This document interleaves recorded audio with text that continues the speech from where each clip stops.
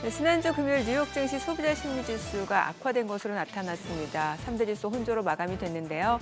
다만 여전한 금리 인하 기대감의 기술주가 강세를 보이면서 나스닥은 종가 기준 사상 최고치를 또 한 번 경신했고요.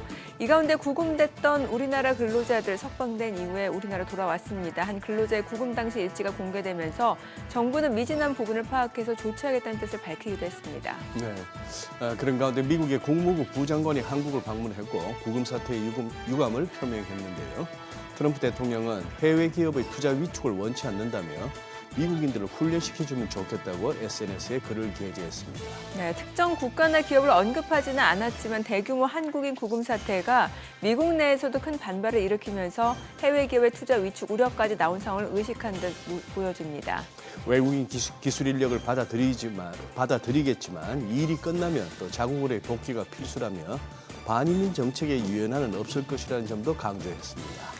네, 무역 협상에 있어서 미국 내 투자를 강조했고 국내 재계 총수들도 미국으로 건너가서 투자 의사를 밝히면서 협상을 도운 상황인데 당분간 이제 구금 사태에 대해서는 한미 정부의 대응과 기업들의 전략 변화에도 주목해 보셔야 될 것 같습니다.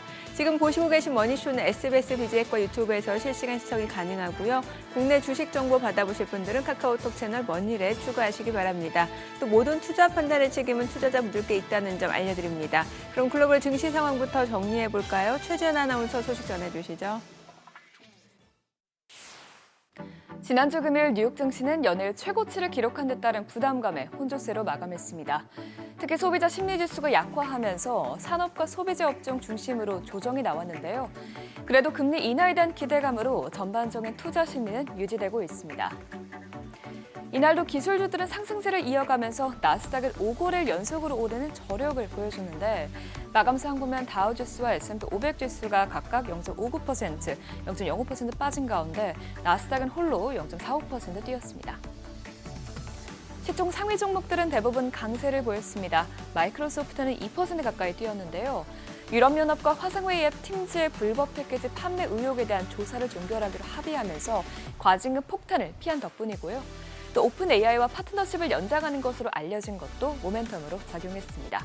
그 밖에 애플도 이날 1.76% 뛰었고요. 엔비디아는 웰스파고에서 엔비디아의 비중 확대 등급을 부여하면서 이날 0.37% 상승했습니다.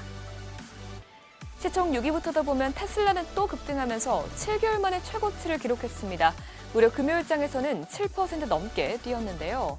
최근 전기차 판매 부진 악재가 계속 나오고 있음에도 불구하고 로보택시와 에너지 저장 장치 사업 확대에 대한 기대감이 연이틀 주가를 밀어 올리고 있습니다. 또 그 밖에 메타는 0.62% 올랐고요. 오라클은 차익 실현 매물이 나오면서 이제 시총 10위권 밖으로 다시 밀려났습니다. 그러면 어떤 것 때문에 금요일장 뉴욕 증시가 혼조로 마감했는지 보면 금요일에 나온 소비자 심리지수가 시장에 악영향을 끼쳤습니다. 미국 소비자들의 자신감을 반영하는 소비자 심리지수는 9월에 55.4로 나오면서 전달보다 2.8포인트 하락했는데요. 이는 상호관세 정책 발표 직후인 5월 이후 4개월 만에 가장 낮은 수준입니다.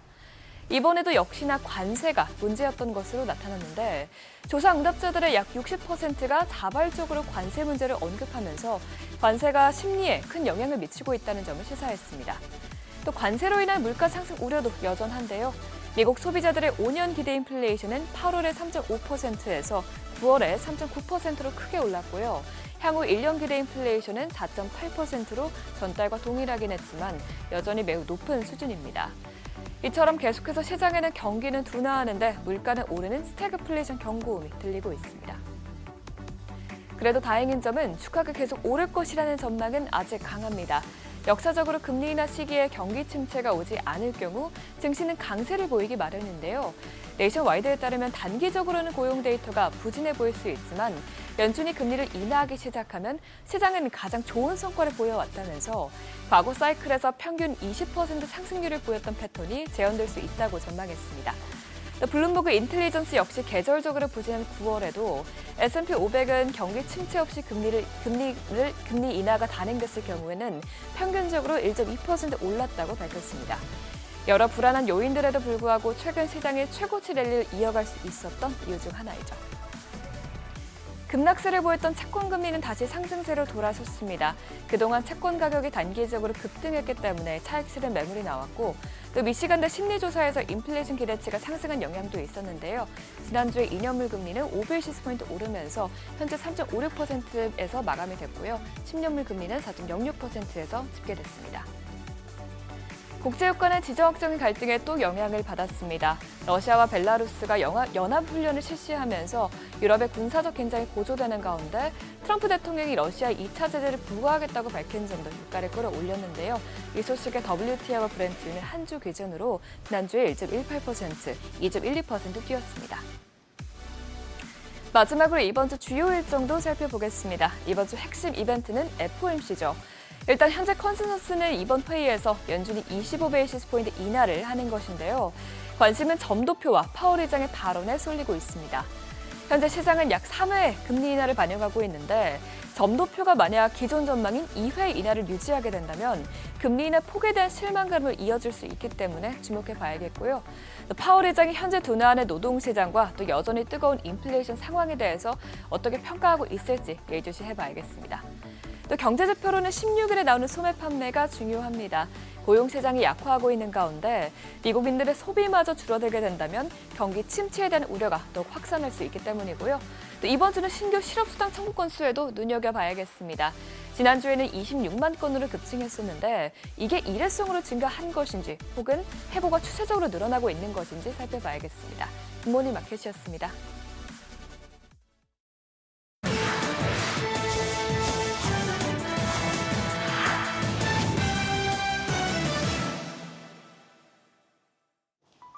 외신이 주목한 주요 이슈들 짚어보겠습니다. 최근 테슬라의 주가 움직임이 심상치 않습니다.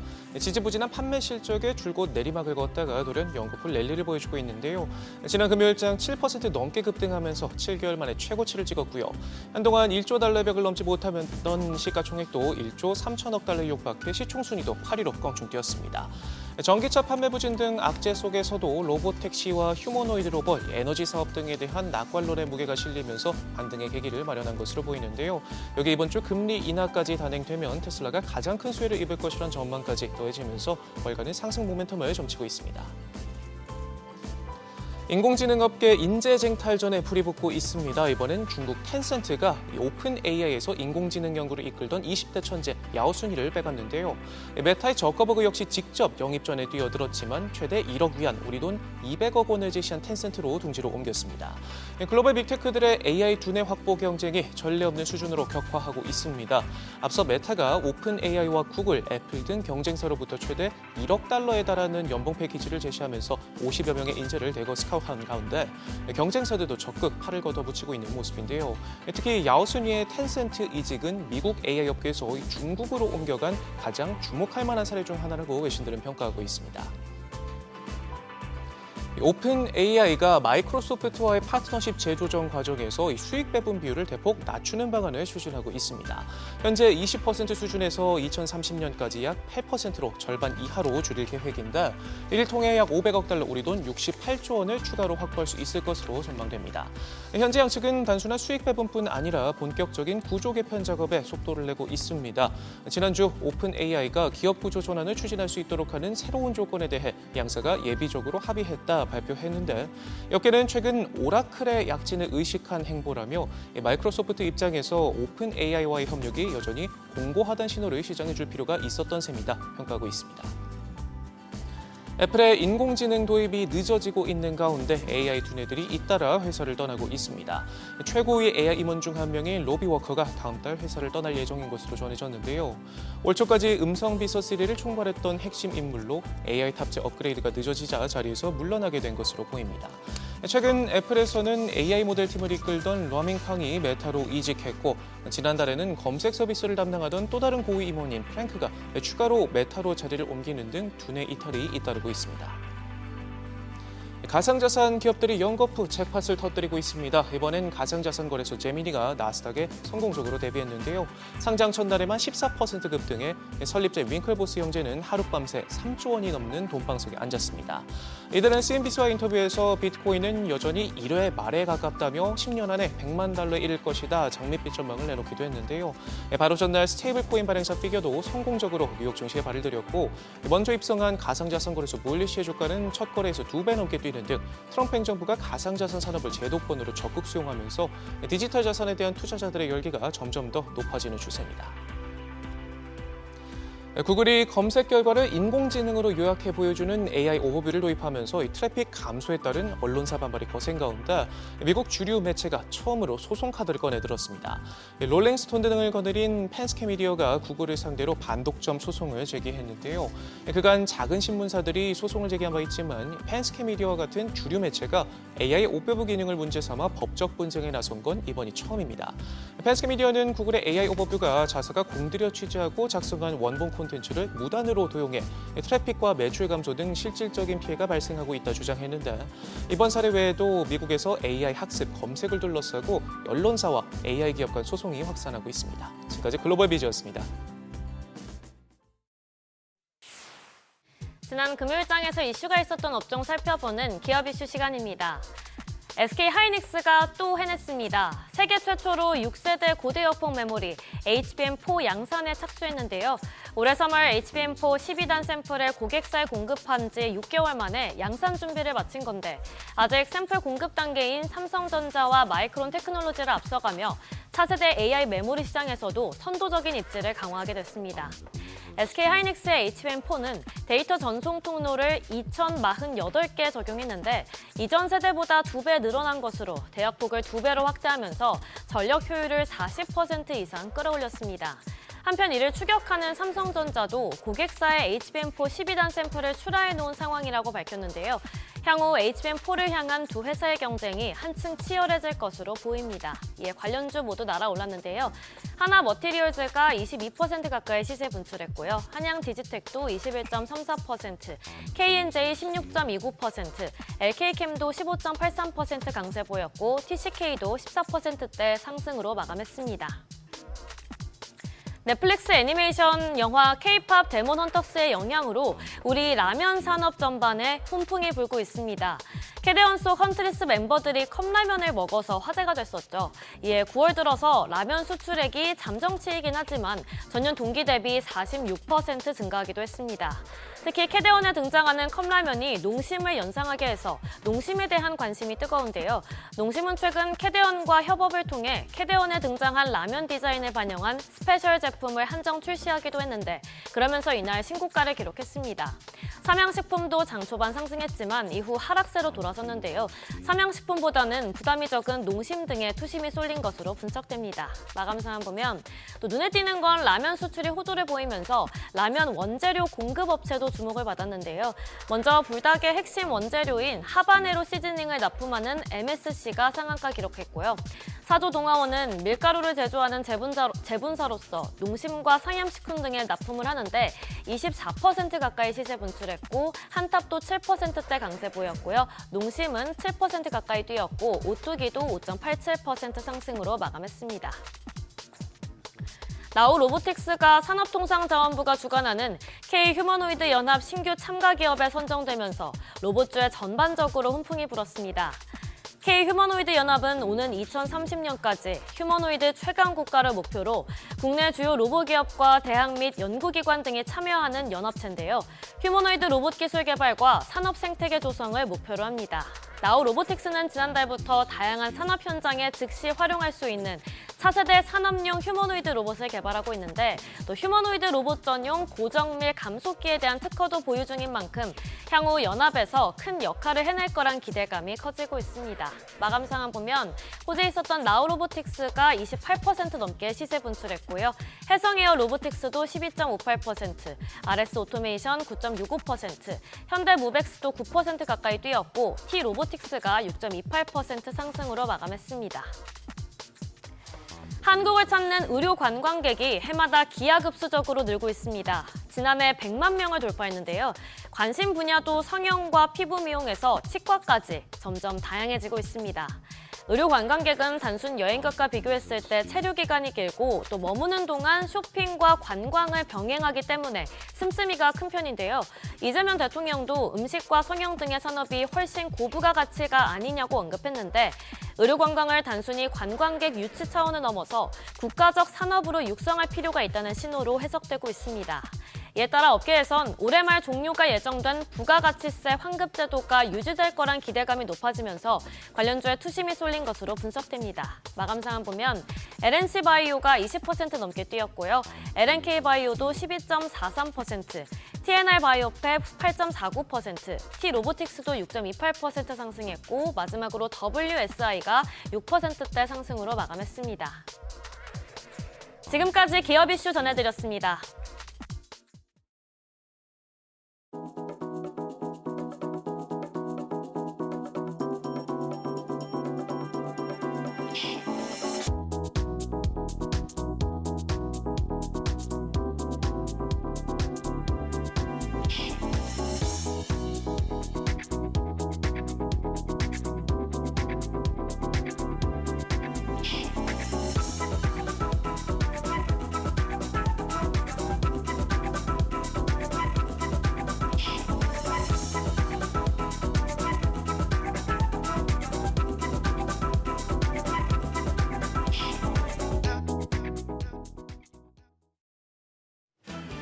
국내 증시가 기록적인 역사를 써내려 가고 있습니다. 지난주 코스피는 3,395, 또 사상 최고치로 장을 마쳤습니다. 9월 2일부터 상승세를 탄 코스피는 지난 10일에 사상 최고치를 돌파한 이후에 2년 만에 최장 그리고 사흘째 최고치 랠리를 이어가고 있습니다. 박스피를 벗어나 한 단계 레벨업한 코스피. 급등으로 조정 가능성도 높아진 만큼 시장보다는 종목 구도를 집중해 살펴보셔야겠는데요. 지난주 시장 복귀하면서 이번 주 투자 포인트 확인하시죠. 지난주 마지막 거래일 코스피는 1.5% 오른 3,395포인트, 코스닥도 1.5% 가까이 올라 847포인트였습니다. 사흘 연속 사상 최고치를 경신하며 코스피 지난 한 주 동안 5.9% 올랐고 코스닥도 4.4% 오르며 한 주를 마쳤습니다. 미국 연준의 금리 인하 기대감과 한국 정책 불확실성 해소가 계속해서 시장의 호재로 작용을 했고요. 더불어 반도체의 긍정적인 업황 전망도 지수 상승에 일조했습니다. 메이저 수급 주체 5거래일 연속 쌍끌이 순매수하면서 코스피 상승을 주도했습니다. 외국인이 1조 4천억 원 넘게 순매수했고 기관도 6천억 원 넘는 매수 우위였습니다. 개인들만 홀로 2조 원 넘게 팔아냈는데요. 개인들 9거래일 연속 매도 우위를 나타냈습니다. 코스닥 시장에서도 외국인과 기관 동반 사자세였습니다. 외국인이 1,900억 원 가까이 순매수했고 기관도 1,000억 원 가까운 매수 우위, 개인만 홀로 2,694억 원어치 팔아냈습니다.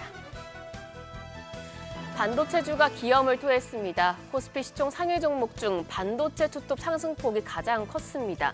나란히 52주 신고가를 경신했는데요. 삼성전자가 2.7% 올라 75,400원, SK하이닉스 7% 급등하며 328,500원, HBM4 양산 시점이 다가왔다는 소식에 삼성전자보다 더 큰 상승세를 보이며 역대 최고가를 경신했습니다. 9거래일 연속 상승 랠리를 보였는데요. 시티그룹의 마이크론 목표 주가 상향에 반도체 업황 전반에 대한 기대감이 커진 영향이었습니다. 반면 조선과 증권 등 기존 모멘텀이 있었던 종목들은 다소 밋밋한 모습이었습니다. 코스닥 시총 상위 종목단에선 시총일이 알테오젠이 4% 가까이 오르면서 지수 상승 기여도가 가장 컸습니다. 그 밖에 2차 전지와 로봇 대표주 등이 상승했습니다. 외국인 순매수와 미국 금리 인하 기대 속에 환율은 정규장에서 하락했습니다. 달러 기준 3원 60전 내린 1,388원 20전의 거래를 마쳤습니다. 다만 야간 거래에서는 하락분을 모두 반납하며 상승 전환됐습니다.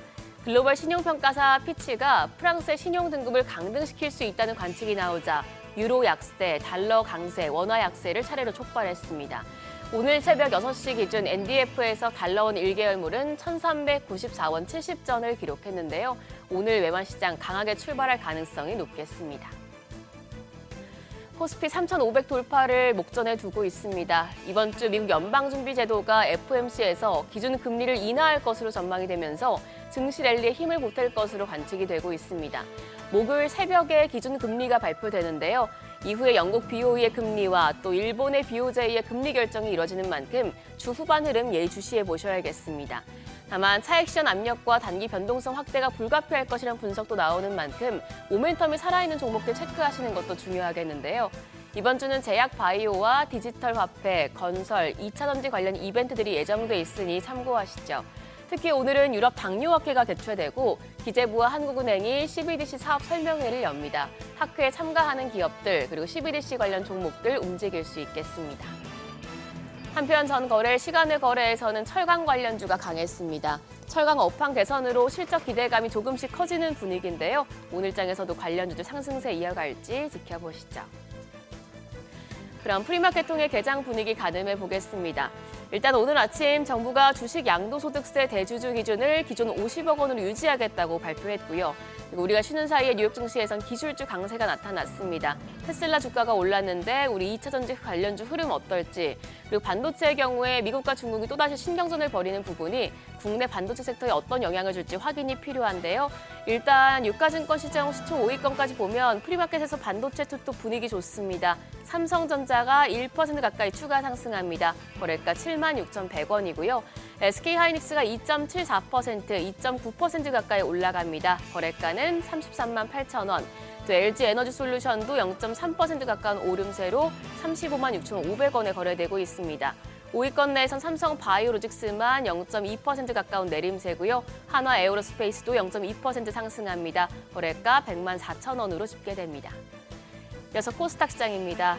코스닥 시장도 시총 4회 파마리서치 제외하고 나머지 5위권까지 상승하고 있습니다. 알테오젠이 1.2% 오름세로 49만 7,500원, 에코프로비엠이 1.51% 오름세 12만 800원에 거래되고 있고요. 펩트론이 0.81% 오름세로 30만 9,500원, 시총 5위의 에코프로도 1.43% 오름세, 거래가는 4만 9,800원입니다. 오늘 국내 증시 코스피 3,500에 도전합니다. 최고치 랠리 속에서도 최근에 11개월 선행 주가 수익 비율, PER이 과거 전고점 돌파 때와 비교해도 크게 높지 않아서 앞으로 더 갈 수 있다는 전망 나오고 있는데요. 과연 오늘 흐름 어떨지, 그리고 오늘의 주도주는 어떤 섹터가 될지 개장 분위기 기다려보시죠. 지금까지 어제장 오늘장이었습니다.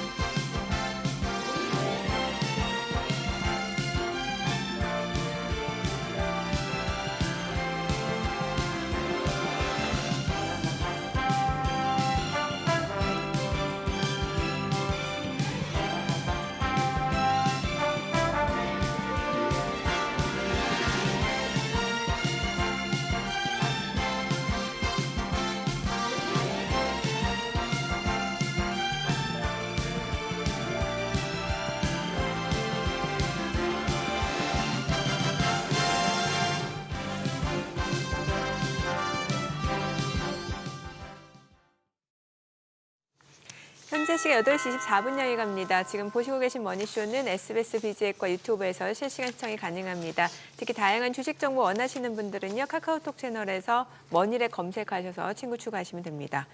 와, 이번 주가 정말 중요한 한 주가 될 것 같습니다. 일단 시장에서 지금 주가를 곤두세우고 있는 이벤트들이 되고 예정이 되어 있잖아요. 그렇죠. 뭐 예. FMC 있고 예. 또 8월 미국 소매 판매도 나오게 되고 뭐 GDP 3분의 2 소비가 차지하니까 이 소매 판매 지표도 굉장히 중요한 상황이고 네. 여기에 트럼프도 지금 굉장히 열일하느라 바쁘니까 뭐 폭스뉴스에도 출연하고 예. 예. 그러니까요.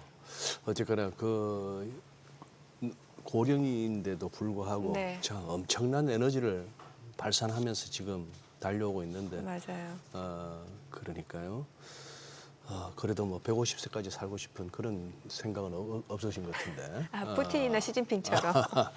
예, 무슨 얘기를 한 사람들이고 그쪽은. 네. 그래요. 진짜 말씀하신 대로 그러다 주말에 또 BOJ까지 있으니까 네. 뭐 이번에야 움직이겠나 하긴 합니다만 BOJ도 결국은 올려야 될 것 같고. 그러니 지난 주말에 미시간대 소비자 심리지수 거기서 또 이렇게 세부 항목 중에 1년 기대 인플레이션율 그리고 5년 뭐 이런 것들이 나왔습니다만 1년에 1년 후에 대한 기대 인플레이션은 여전히 높잖아요. 네. 네, 그런 걸로 보면은 이번에는 진짜 정말 모처럼 그게 나올 가능성도 없잖아 있습니다. 금리는 인하하는데 네. 알고 보니 반대표가 몇 명 나오는 거예요. 50bp 인하하자고 예. 반대한 사람이 나올 수도 있고 네. 동결하자고 반대하는 사람도 있고 네. 뭐 그런 식으로 그런 경우는 FOMC에서는 드문데 심지어 네. 이제 패드 워처들 가운데는 야 이번에는 아주 혼란스럽게 나오는 거 아닌가 뭐 이렇게도 한데 그러니까 인플레이션 압력이 여전한데 고용 지표만 놓고 봤을 때는 둔화되는 양상이고 네. 그러니까 뭔가 이제 둘 사이에서 좀 저울질하는 모양새가 나올 수 있다라는 거잖아요. 방금 표가 한 번 더 나왔습니다만 1년 기대 인플레이션이 4.8%인데 사람들이 높아지는. 생각하기에 1년 예. 후에도 한 연간 4.8% 정도의 인플레이션 아닐까요?라고 다들 짐작한다는 건데 그렇죠. 그러면 4.5%는 높은 거 아닌 거예요.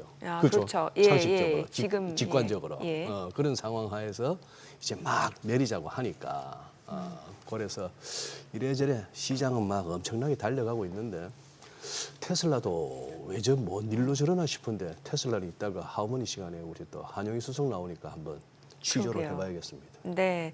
자, 오늘 함께 해주실 분 모셔보겠습니다. 레그넘 투자자문의 이춘광 대표님 함께합니다. 어서 오세요. 어서 오세요. 안녕하십니까. 예. 네. 정말 저기 뭐 나스닥은 나스닥이네요. 지난 주말에 다우 뭐 S&P 500, 러셀 2000까지 할 것 없이 다 이렇게 약보합 뭐 다우는 조금 많이 밀렸습니다만 그 와중에 나스닥은 플러스예요. 그러게요. 그러니까 그 상승세 네. 예. 그러니까 기운이라고 기운. 하니까 에너지가 굉장히 센 것 같습니다. 그죠. 전체적으로. 우리는 더 센 것 같고. 모두 다 해피한 상황이죠. 모두 다 해피.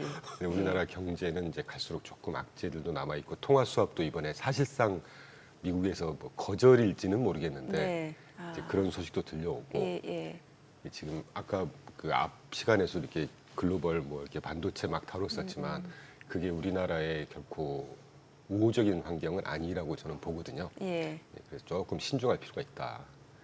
이 대표님 뭐 한 말씀 하고 가시죠. 뭐 유감을 표명한다든지 죄송하다든지 왜냐하면 제 주변에 머니쇼 이렇게 애청자분들 가운데 그 월요일 날 나오시는 그분이 있잖아. 그 앵그리버드 이러시면서 상승 요정이 뭐 9월 달에는 조금 뭐 그거 할 수 있다 해갖고 나 싹 정리했더니 막 9월에 날아가네 이러시는 분들이 몇 분 계셔서 저도 원래 좀 좋게 보는 편향은 있는데 네네. 이번에 결정적으로 제가 잘못 본 건 있습니다. 공식적으로 인정을 하고 네. 뭐 다른 방송에서 그런 말씀 드렸지만 물가가 생각보다 안 튄다는 게 제가 굉장히 잘못 본 것 같아요 지금. 물가가 안 튄다니까. 예, 관세발 물가. 음. 그것 때문에 이제 8, 9월 조금 이르게는 뭐 네. 7, 8, 9월 이렇게 조정이 있을 거라고 봤는데 사실 제 시각에서는 지금도 조정장은 맞다고 봅니다. 근데 지난주 같은 경우는 이제 워낙 모든 업종들이 다 떠서 그냥 조정장이라고 할 수는 없었는데 지난 전주까지 한 최근 한 달 동안은 업종별로 이 주간 상승률이 마이너스 플러스가 굉장히 섞여 있었거든요. 네. 그래서 제가 보는 조정장은 맞는데 이제 시청자분들께서 보는 거는 지수 자체가 이렇게 계속 글쎄. 예. 그거는 제가 분명히 틀린 거라고 봐야죠. 그러니까 그만큼 상승을 향한 에너지 자체가 굉장히 세고 하반기에 그때 지난주에도 막 언급드렸지만 하반기에 굵직한 호재들이 굉장히 많이 남아 있기 때문에 네. 기본적으로 저도 아직은 낙관론을 계속 견지하고 있다는 말씀드리고 좀 섣부른 그 비관론까지는 아니지만 신중도를 말씀을 드려서 본의 아니게 포지션을 정리한 분들께는 사과의 말씀드리겠습니다. 그렇다고 그때 이제 변동성이 있다라고 해서 꼭 포트폴리오를 조정하라라는 것보다는 조금 좀 변동성을 대비하는 차원에서 이렇게 뭔가 좀 적극적인 액션은 조금 당분간 네. 취하지 말자. 요 정도 감사합니다. 정확하게 표현해 였던 것 주셔서. 같은데 예. 제 기억에. 네. 꿈보다 해몽. 네, 저는 그렇게 들었습니다. 맞아요. 예, 예. 자, 그래서 지금 보면은 미증시 보면은 여전히 주도주는 AI 관련주인 것 AI, 같거든요. 통신 서비스 AI. 예. 지난주 보시면 위클리로 저희가 항상 보는 게 빨간색이 위클리고 파란색이 연초 이후에 각 업종별로 상승률인데 절대적인 수치 자체가 지금 거의 한 1, 2주 전 대비 3, 4%씩 다 올라가 있습니다. 네네네. 그러니까 굉장히 세다는 거고요. 예. 그 2주 전까지만 해도 산업재가 이 11개 업종 중에 가장 연초에 상승률이 높았다면 지금 테크하고 통신 서비스, 브로드컴이 통신 서비스 정도에 들어가 있을 네. 거예요. 아, 브로드컴이 그래요? 기염을 토했지 않습니까? 맞아요. 예, 그게 예. 그래서 이제 통신 서비스가 연초 이후에 이 환 감안해서 21% 정도 상승한 거니까 와. 이 정도 어마어마하게 센 게요. 4월 8일 날 그 정말 곤두박질 쳤던 네. 그 저점을 감안하고 그 기간을 포함해서 21% 올랐어요. 굉장히 세다는 거죠. 그러네요. 그때부터가 아닌 연초부터니까. 네네. 네. 그러니까 그때부터 따지면 이게 거의 통신 서비스만 한 40~50% 올랐다는 예, 예. 얘기거든요. 4월 8일 7일 그 무렵부터 따지면 이거보다는 훨씬 네. 연초 이후 4월 8일까지 한 20% 19점 몇 프로가 빠졌었으니까 여기에 한 19.20%를 더해야 되는 거죠. 네. 오죽하면 제2의 엔비디아 얘기 나오잖아요. 제2의 엔비디아, 예, 브로드컴. 예. 저도 그 정도로 뭐 상승- 제2의 삼양식품도 있는데 뭐 우리 농심. 뭐. 제2에는 많아요. 한번 해볼 만한 거 많아. 제2에. 아니, 또 브로드컴은 또 그럴 만한 스토리가 뒷받침되니까. 예. 오픈 AI하고 그 AI용 반도체 협업해서 같이 또 하겠다. 뭐 이런 또 이제 AI가 범용화될수록 거기에 딱 길목을 지키고 있는 게 제 일천한 지식으로는 그게 브로드컴이라고 생각하거든요. 네네. 저는 궁금한 게 그러면 엔비디아가 한참 이렇게 시세 날 때 있잖아요. 예전에 어느 정도 올랐고 지금 브로드컴은 어느 정도 올랐는지 혹시 그게 좀 수치가 계산이 되세요? 어느 정도? 얼핏 기억은 안 납니다. 최근 한 달 동안 이제 계산을 안 해서. 예, 예. 근데 지난 2년 동안 브로드컴이 정말 날아갈 때 엔비디아. 엔비디아가 날아갈 때 거의 8배가 상승했어요. 아. 지난 2년 동안 예, 예. 어바웃으로 8배, 800% 맞아요, 상승한 거 맞아요. 아니겠습니까? 예.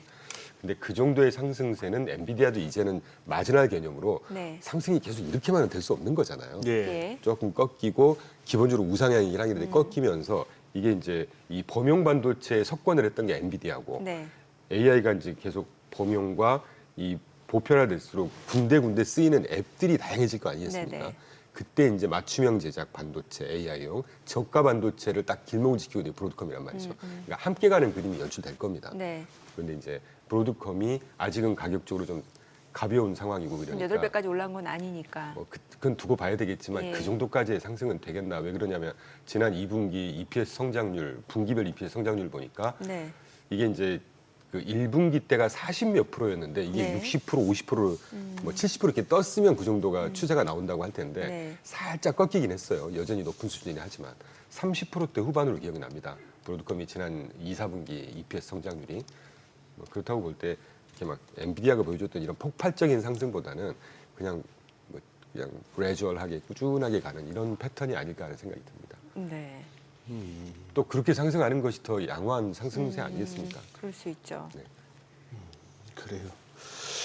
지금 최근 들어서 우리 시장이 미국보다 더 센 거는 이 대표 보시기에는 그 배경이 뭐라고 보세요? 지금 이거 금년 들어서도 그렇고 뭐 6월 4일 우리 대선 이후로 따지면 단연 코스피가 세계 1위입니다. 네, 거의 40%가 올랐습니다. 예, 그러니까 일단 정부에서 무지막지한 돈을 뿌리겠다. 지금 돈도 많이 풀리고 있는 걸로 알고 있는데 예.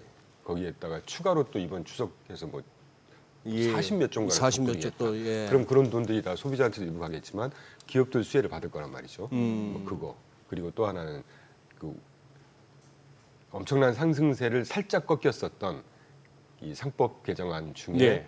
그 대주주 요건을 뭐 50억에서 20억으로 예. 하다가 지금 50억으로 다시 하겠다. 네. 그런 것들이 조금 모멘텀을 살려주는 게 아닌가 하는 생각이 듭니다.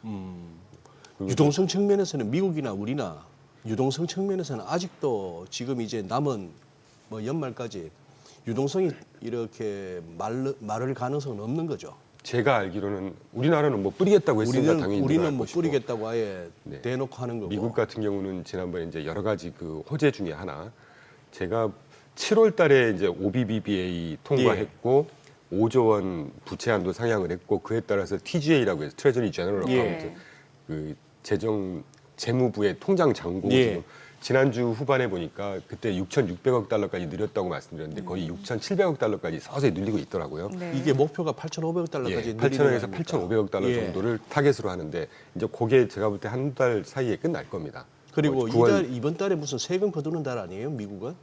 미국 법인세 납부 법인세 기간이죠. 납부. 네. 이런 것들이 끝나고 나면 이제 한 9월 지나고 10월 이때부터는 TGA가 딱 8천억 달러 정도까지 차면 그때부터 또 이제 공격적으로 지출을 하거든요. 네. 그럼 시중의 유동성 자체는 증가를 할 거란 말이죠. 아하. 그래서 기본적으로 저는 우상향을 그냥 느낌적으로 그냥 우상향이라는 게 아니라 몇 가지 이유가 보면 이 가격 부담에도 불구하고 기본적으로 우상향이 될 수밖에 없지 않을까 하는 생각을 계속 하고 있는 것이죠. 네네. 이제 이번 주가 중요한 FOMC 네. 있는데 앞서 소장님이 이제 뭐 25bp 인하는 거의 지금 기정사실인데 과연 연준 위원들의 의견이 어떤 식으로 나오게 되는지 만장일치는 쉽지 않을 거고 당연한 거고 이제 이런 얘기 많이 나오잖아요. 그만큼 경기에 대한 판단이 지금 제각각이라는 거죠. 엇갈리죠 지금. 예. 네. 노동시장만 보면 이건 비컷을 해야 되는 상황인 것이고. 고용시장 보면은 근데 그 노동시장도 이따가 언급될 수 있을지 모르겠지만 그 여름 시즈널리티 계절성이 있을 거라고 봅니다. 저는 그때 네네. 뭐 선생님도 휴가, 그때 그 교사, 공장 예. 곧 개보수 할 때 뭐 이렇게 실업률로 잡히는 거. 그래서 다음 달 또는 이제 앞으로 1, 2, 3주 이렇게 가면서 네. 다시 조금 올라올 거라고 보는데 하여튼 그렇고. 근데 이제 분명한 거는 제가 두 번째 또 하나 조금 틀린 거 하나를 고백을 해야 될 것 같아요. 네. 어떤 이 거예요? 관세 물가가 네. 저는 분명히 이게 경제학적으로 봐도 논리로 따져도 분명히 관세가 물가로 전이가 돼야 된다고 생각을 하거든요. 그렇지 않으면 그걸 기업들이 다 떠안게 되면 네네. 기업들의 마진이 계속 축소될 거 아닙니까? 물론 그것도 그러니까 참 복잡한 건데 OBBA를 통해서 설비 투자 이런 것들 한 방에 비용 처리해주겠다는 거, 감세해주는 거 이것 덕분에 이제 버퍼가 생겼기 때문에 기업들이 지금 전부 다를 소비자 물가로 전이 안 시키는 거라고 보는데 어쨌건 그래도 반영이 될 거예요. 그런데 오늘 제가 자료를 보내드리겠지만 그 미국의 고가 가구 수입 업체 RH라는 회사에서 네. 기업 실적 발표하면서 좀 안 좋은 실적 발표 가이던스 하면서 분명히 CEO가 뭐라고 했냐면 앞으로 물가 관세에 따른 물가 상승률은 내년으로 갈수록 가속화가 될 거다 분명히 이 얘기를 했습니다. 지난주에 그 CPI 발표된 거 하부 품목에 보면 예. 수입 가구 이쪽이 예. 상당히 좀 높게 나왔거든요. 네. 우려할 만한 수준은 아니었지만 이런 것들이 이제 일맥상통하는 스토리인 것 같아요. 그래서 이 물가가 저는 한 8, 9월 정도부터 이제 딱 오버슈팅해서 제대로 반영이 될 거라고 봤는데 아직까지는 기업들이 전이를 안 시킨다는 건 제가 좀 잘못 본 것 같아요. 그래서 하반기나 내년으로 갈수록 이 물가 잠재 리스크가 네. 계속 그 루밍이라고 하는데 이렇게 사라지지 않고 계속 가지 않을까 이런 우려가 좀 듭니다. 어쩌면 근데- 잠재적 리스크일 수도 있다라는 그렇죠. 거네요. 그래서 그 부분을 FOMC에서도 반드시 반영을 하겠죠. 그래서 소장님께서 아까 오프닝 멘트 해주신 거 거의 100% 저도 150% 공감하는 게 이 50% 쪽 한 2명 지난번에 왜 그 보우만이라든가 보우만이나 월러. 네, 예. 월러 보우만이 뭐 반대표 50bp 해야 된다 이거는 이런 식의 표결. 그러다가 오늘 예를 들어서 상원에서 인준 끝나면은 미란까지 미란까지 또 나올 거죠. 마이런까지 그럼 가세할 수가 세 있는 명은, 거죠. 그렇죠. 예. 그럼 또 이제 분명히 동결 이 방금 좀 지리하게 설명드렸던 물가 우려 때문에 네. 동결하자는 또 표결이 한두 개 나오고 그래서 이번에는 저는 사실 점도표는 그렇게 중요하게 보진 않지만 네. 이번에 점도표는 그런 것들을 좀 내포하는 조금 중요하게 해석을 해야 될 것 같아요. 근데 파월 의장은 그게 뭐 자기 역할이고 일이긴 하겠습니다만 이번에는 진짜 그 기자회견 하기 좀 그렇겠다. 어려울 그죠? 것 같습니다. 예. 근데- 기자, 근데 저 역시도 제가 뭐 지난주에 모 방송 가서 네. 좀 신랄하게 제롬 파월을 한번 비판을 한 적이 있는데 파월을요. 뭐라고 비판하셨는데요? 노동시장을 본인이 보겠다고 했잖아요. 연초부터. 예, 예. 근데 노동시장은 보면 5월부터 실기한 겁니다. 노동시장만 봤을 네. 때는 예. 뭐 붕괴라고 할 수는 없지만 하여튼 예, 예. 수치적으로는 붕괴가 나오잖아요. 예. 그럼 경제가 노동시장이 이러고 있는데 언제까지 뭐 지켜볼 거야, 데이터 디펜던스 할 거야, 뭐 그레이터 컨피던스가 있을 때까지 할 거야 이러느냔 말이죠. 그렇게 비판도 할 수 있는 거거든요. 저도 그런 시각이 있습니다. 예. 근데 이제 경제라는 게 총량 개념으로 따져야 되는 거니까 좀 뉴트럴하게 해석을 하려고 하는 입장인데 고용시장만 보면 사실 신기한 거죠. 그러네요. 그래요. 그래서 25bp 스몰컵 정도 하지 않을까 하는 생각이 듭니다. 뭐 이렇게 맞아요. 뭐 자산 시장에 대해서 증시를 비롯한 모든 자산 시장이 우상향한다는 기본적인 그 전제 하에서는 우리가 뭐 그렇게 될 것 같으면 투자하시면서 크게 스트레스 받을 건 없는데 다만 타이밍과 레벨에 따라서 좀 더 마음고생하고 좀 기다려야 되느냐 아니면 바로 수익을 나느냐 이런 차이긴 하겠습니다만 그래도 단기와 중장기 개념으로 볼 것 같으면 혹시 단기적으로 그 흔한 말 세론 뉴스, 세론 팩트 그 가능성은요. 막상 금리 인하 해줬는데 시장은 여기서 좀 주춤할 가능성은 어떻게 보세요? 저는 그 가능성은 좀 낮다고 봅니다. 아직까지. 별로? 예, 왜냐하면 자료도 갖고 오긴 했지만 역사적으로 보면 배드컷의 종류가 두 가지가 있지 않습니까? 우리 흔히 아는 인슈런스 컷, 네, 네. 리세션 컷. 컷. 근데 네. 이번에는 리세션 컷의 근거는 저는 아직은 못 찾고 있겠습니다. 뭐 고용 시장이 안 좋다, 그러니까 위축되고 있다고는 하지만 네. 결정적으로 실업률이 4.3이잖아요. 예. 예. 미국 같은 경우는 뭐 완전 고용에 가까운 거죠. 그럼요. 국가마다 틀리지만 완전 고용을 거의 4.에서 5% 정도 봅니다. 아직 완전 고용 수준이에요. 네. 음.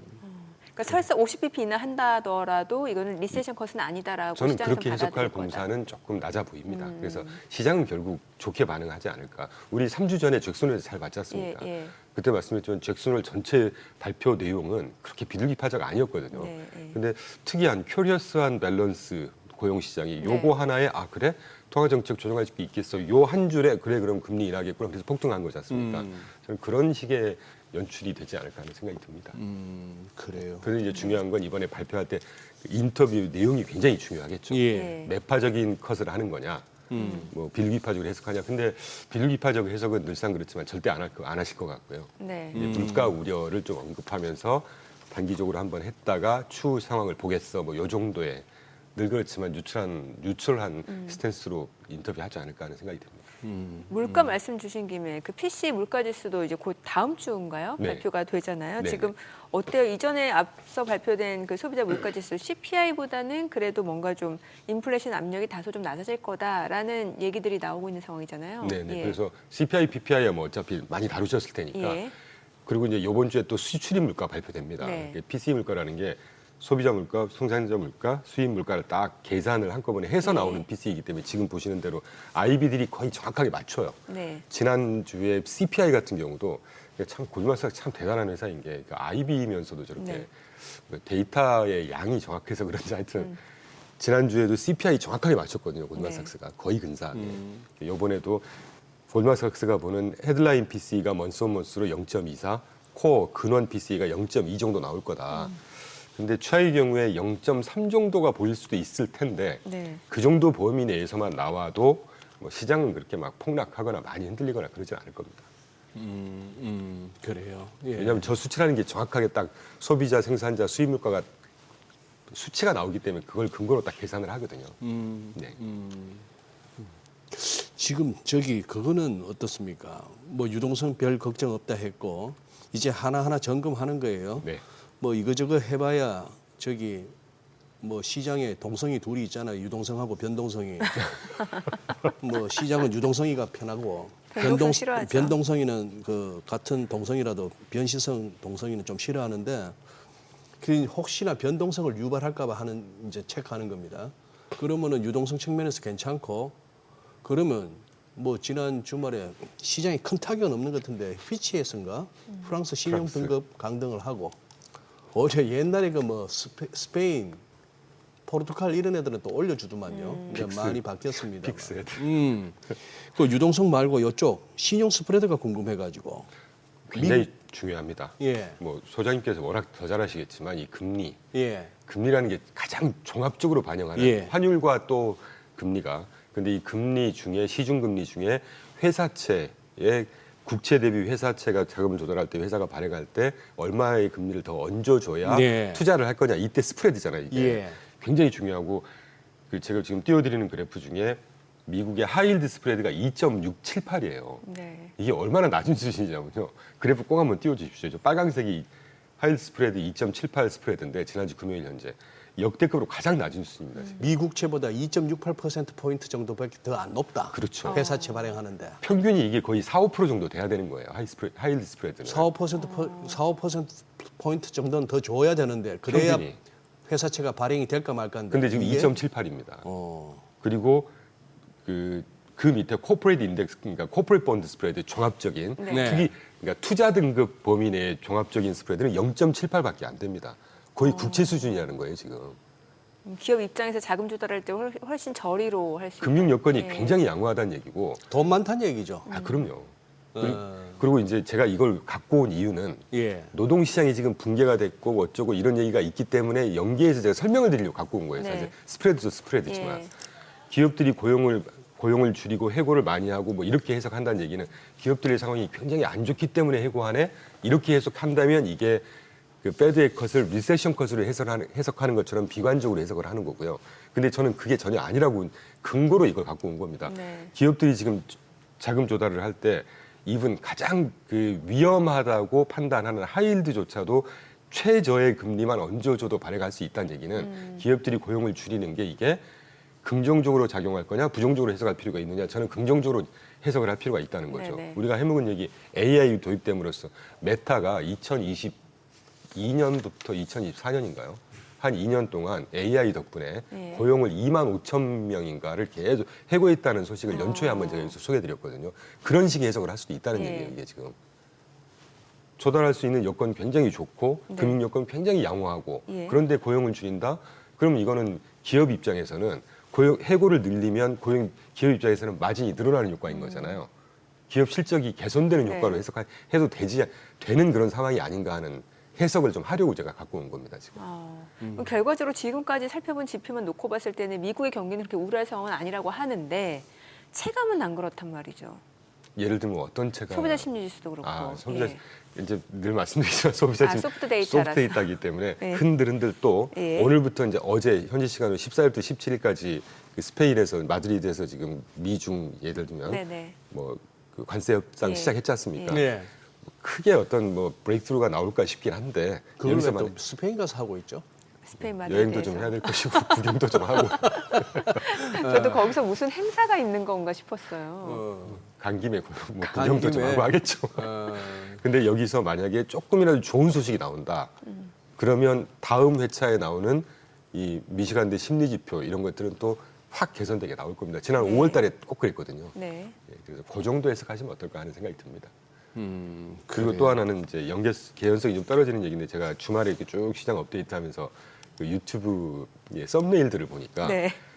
고용이 망가졌고 스프레드가 지금 가장 낮은 수준이다. 회사채 스프레드가. 네.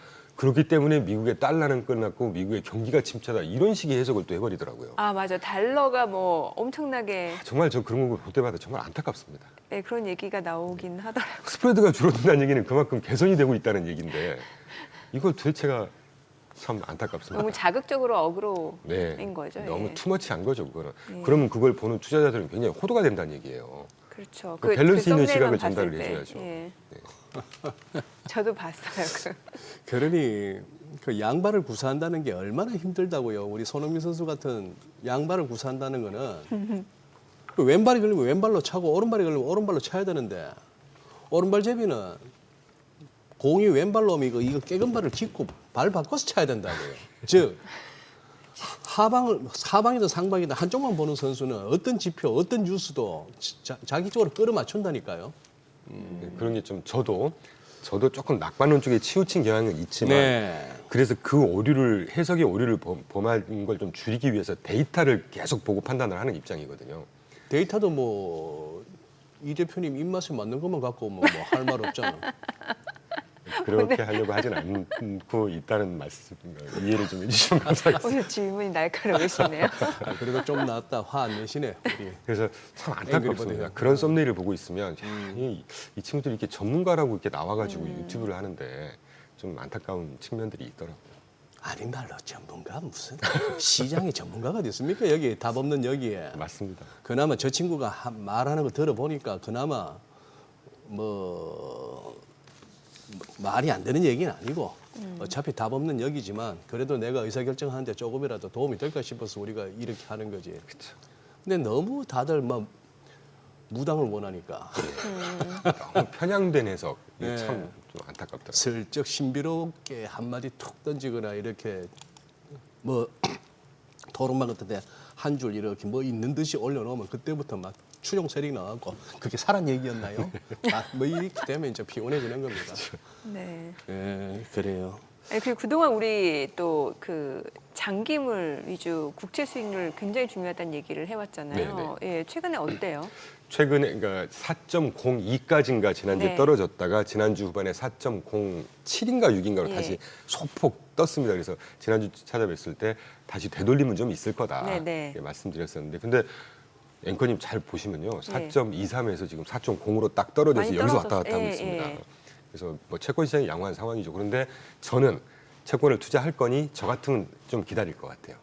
그래서 FOMC 지나고 나서 방향성을 판단할 것 같은데 네. 거기에 중요한 참고할 만한 네네. 지금 제가 그려드리는 핌코가 예. 그 전 세계에서 채권 정말 그렇죠. 기가 예. 막히게 하여튼 시장도 굉장히 미리 잘 보고요. 왜냐하면 제가 알리안츠 근무할 때 알리안츠가 핌코를 인수하면서 계열사가 됐었거든요. 그래서 핌코의 상품을 대한민국에 이제 도입하면서 그때 세일즈를 할 때 제가 그 한 가운데 있었는데 하여튼 그 그룹 CIO입니다. 다니엘 이바시라는 네. 분이 저분이 지난주 블룸버그 나와서 작년 하반기부터 그 핌코에서 불 스티프너 전략을 계속 수행을 했었어요. 워낙 네. 빨리 보니까 네. 돈 많이 벌었겠죠. 불 스티프너 전략이라고 하는 건 그때 우리 설명드렸지만 단기 금리가 더 많이 빠지는 거기 때문에 단기 금리에 배팅을 하겠다는 거였고 장기 금리는 배팅 안 하겠다는 거였습니다. 단기 채권을 많이 샀다고 네, 봐야죠. 돈 많이 벌었겠죠. 많이 벌었겠죠. 떨어졌어요. 그런데 지난주에 불 스티프너의 그러니까 배킹 어웨이 한다는 얘기니까 불 스티프너를 포기하겠다. 간단히 요약드리면 단기 배팅을 좀 줄이고 이제 장기물로 배팅을 하겠다. 아하. 10년물 금리가 떨어질 거라고 보는 거죠. 그 정도 참고하시라고 제가 좀 갖고 왔습니다. 근데 핌코가 저렇게 한다는 얘기는 제가 뭐 절대 핌코 홍보하자는 자는 아닌데 네네. 정말 기가 막혀요. 시장을 보는 게 다릅니다. 저 핌코는. 또 그게 있죠. 핑코가 저렇게 얘기하면 다른 채권 트레이더들 중에 야 핑코가 지금 장기물로 간대 따라가게 돼 있어요. 그럼요. 네, 굉장히 큰 손입니다. 핑코가. 맞습니다. 네. 자, 지금 시간 8시 51분 지나갑니다. 오늘 양시장 호가 상황 체크해 보겠습니다. 먼저 코스피 예상 체결지수부터 확인해 볼게요.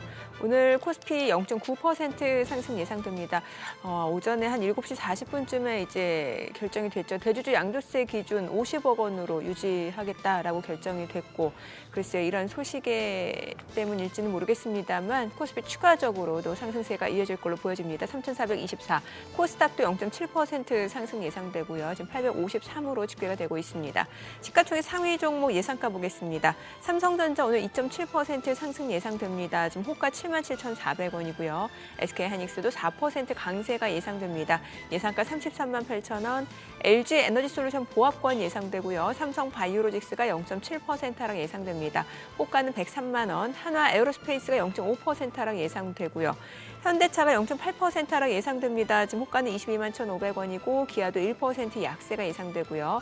이건 이제 삼성전자 우선주, HD현대중공업은 보합권 예상되고 KB금융이 0.9% 하락 출발 예상되고 있습니다. 코스닥 시가총액 상위 종목 예상가도 보도록 하겠습니다. 알테오젠 오늘 0.8% 상승 예상됩니다. 지금 호가는 49만 5,500원. 에코프로비엠, 에코프로 모두 1%대 상승 예상되고 있고요. 펩트론도 1.6% 상승 예상됩니다. 예상가 31만 2천 원. 파마리서치 보합 예상되고요. 리가캔바이오 소폭 상승 예상되고 있습니다. 호가 15만 4,900원으로 집계되고 있고요. 레인보 로보틱스입니다. 오늘 4.7% 강세가 예상됩니다. 지난주에도 4거래 연속 상승세 이어졌고요. 오늘 추가적으로 상승 출발 예상되고 있습니다. 호가는 30만 8,500원. ABL바이오 보합권 예상되고 있고요. HLB, 삼천당 제약 지금 호가에서 아직까지는 큰 움직임 나타나지 않고 있습니다. 자, 이제 개장까지 한 7분가량 남았는데요. 오늘 보니까 반도체 섹터, 대장주뿐만 아니라 지금 소재, 부품, 장비, 코스닥 쪽까지도 뭔가 좀 온기가 확산될 거다라는 기대가 보여지는 호가 분위기거든요. 그러네요. 네. 오죽하면 지금 마이크론 테크놀로지가 막 급등을 하고 있는데 제가 올라서 하이닉스가 오르냐, 하이닉스가 올라서 마이크론이 오르냐 이러고 있을 정도니까. 네. 동시효과는 조금 이렇게 그게 블러핑이 있을 수가 있습니다. 그렇죠. 한번 예. 뚜껑 열어봐야 될 것 같고. 예. 그래요. 아까 채권 관련해서는 그 점을 갖다 참고하면 될 것 같은데 네.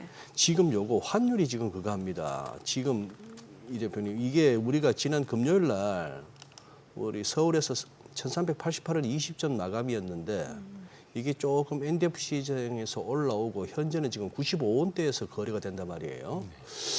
그러면은 지금 주말 넘어오면서 나왔던 얘기가 자 우리 보니까 결국 미국과 관세에 있어서는 아무것도 합의된 게 없더라고요. 점점 시간이 가면 갈수록 예. 앞으로도 하나씩 이제 다 해 나가야 될 것 같은데 지금 가장 문제된 게 3,500억 달러를 당장 지금 현금으로 내놔라 이런 내놔라. 얘기 같습니다. 네.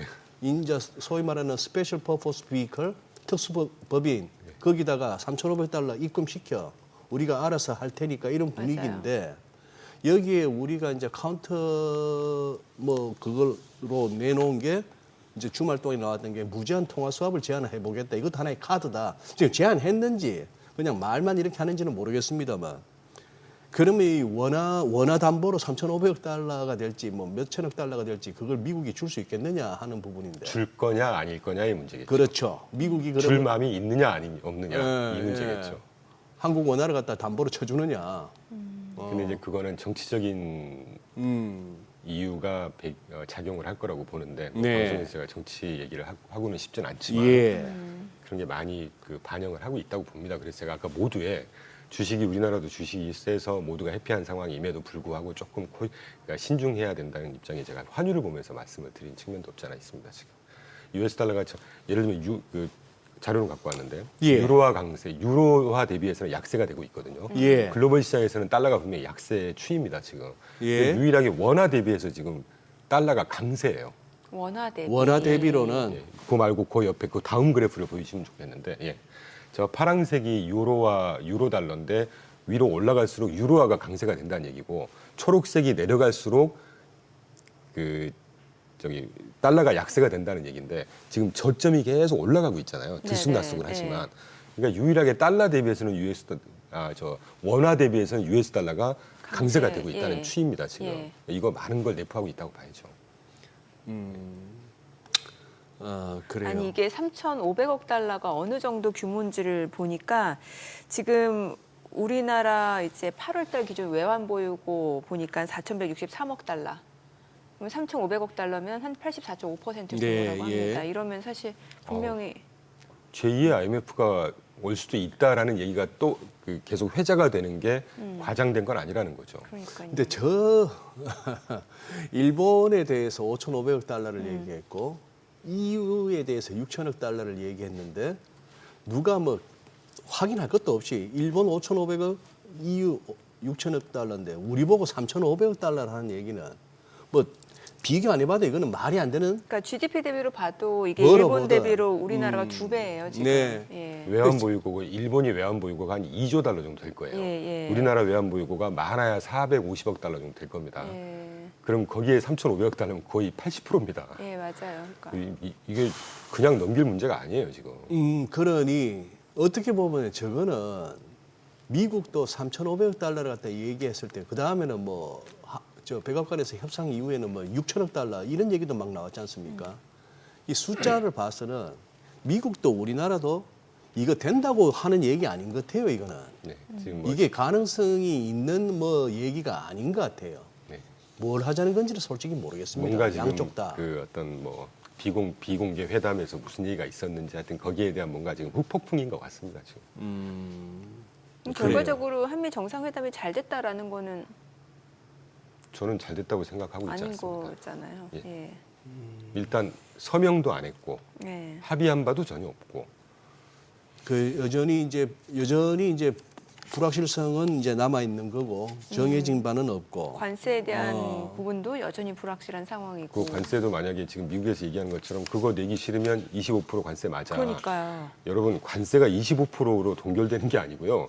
상호 관세가 25%가 된다는 얘기고 맞아요. 거기에 품목별 관세가 또 붙는다는 얘기입니다. 그렇죠. 지금 반도체 반도체 같은 50%. 25%니까 플러스 되면 50%가 되는 거고. 그리고 뭐 반도체라든가 뭐 철강 알루미늄 이런 거 50% 이게 나오지 않습니까? 지금 그러면 70% 80%가 되는 거예요 관세가. 이거 심각하게 잘 생각하셔야 됩니다. 그러면은 중국처럼 아예 우리도 보조금 제도를 도입하는 건 어때요? 아, 그럼 미국의 심기를 건드릴 수도 있죠. 그러는가요? 그게 네. 슈퍼 301조의 대상이다. 거기에 걸릴 수가 괜히, 있다. 지난주에 괜히 제가- 정부에서 보조금 정책으로 했다가는 다른 품목에다 다 그렇게 붙여버리면 이건 더 큰. 지금 항소법원에서 최종 위법이라고 판결이 되더라도 음. 뭐 123조, 338조 그 중에 제일 무섭다는 슈퍼 301조가 기다리고 있다니까요 지금. 그러니까 쉽지 않아요 지금 여러모로. 그러니. 왜냐면 이게 그래서 국내 증시 하시는 분들은 이제 지금의 상승세가 어느 정도 더 이어질 거라고 기대하고 이제 투자하시는 분들인데 지금 너무나도 이제 생각지 못한 불확실성들이 남아 있다 보니까 이게 또 허들이 될 수도 있거든요 분명히. 그렇죠. 예, 이게 약간 불안한 거예요. 그걸 좀 대비를 하셔야 되지 않을까 하는 생각이 듭니다. 대비를 어떻게 해야 되는 거예요? 뭐 포지션을 조금 줄여놓는다든가 현금 비중을 좀 더 가져간다든가 아니면 뭐 국장 하고 계신다면 뭐 미장 해외 시장으로 좀 분산을 해놓으신다든가. 이렇게 시장 좋을 때 오히려 좀 수익을 그럼요. 챙겨놓거나. 우리 그 동서공을 막론하고 투자의 그 원칙이 있지 않습니까? 예. Sell high, buy low. 싸졌을 때 사고 문제는 그게 비쌌을 때 언제 팔아라. 하이인지를 몰라서. 알겠습니다. 자, 일단 오늘 국내 증시 양시장 또 상승세가 예상되는 시장 분위기입니다. 국내 증시를 확인해 보죠. 개장합니다.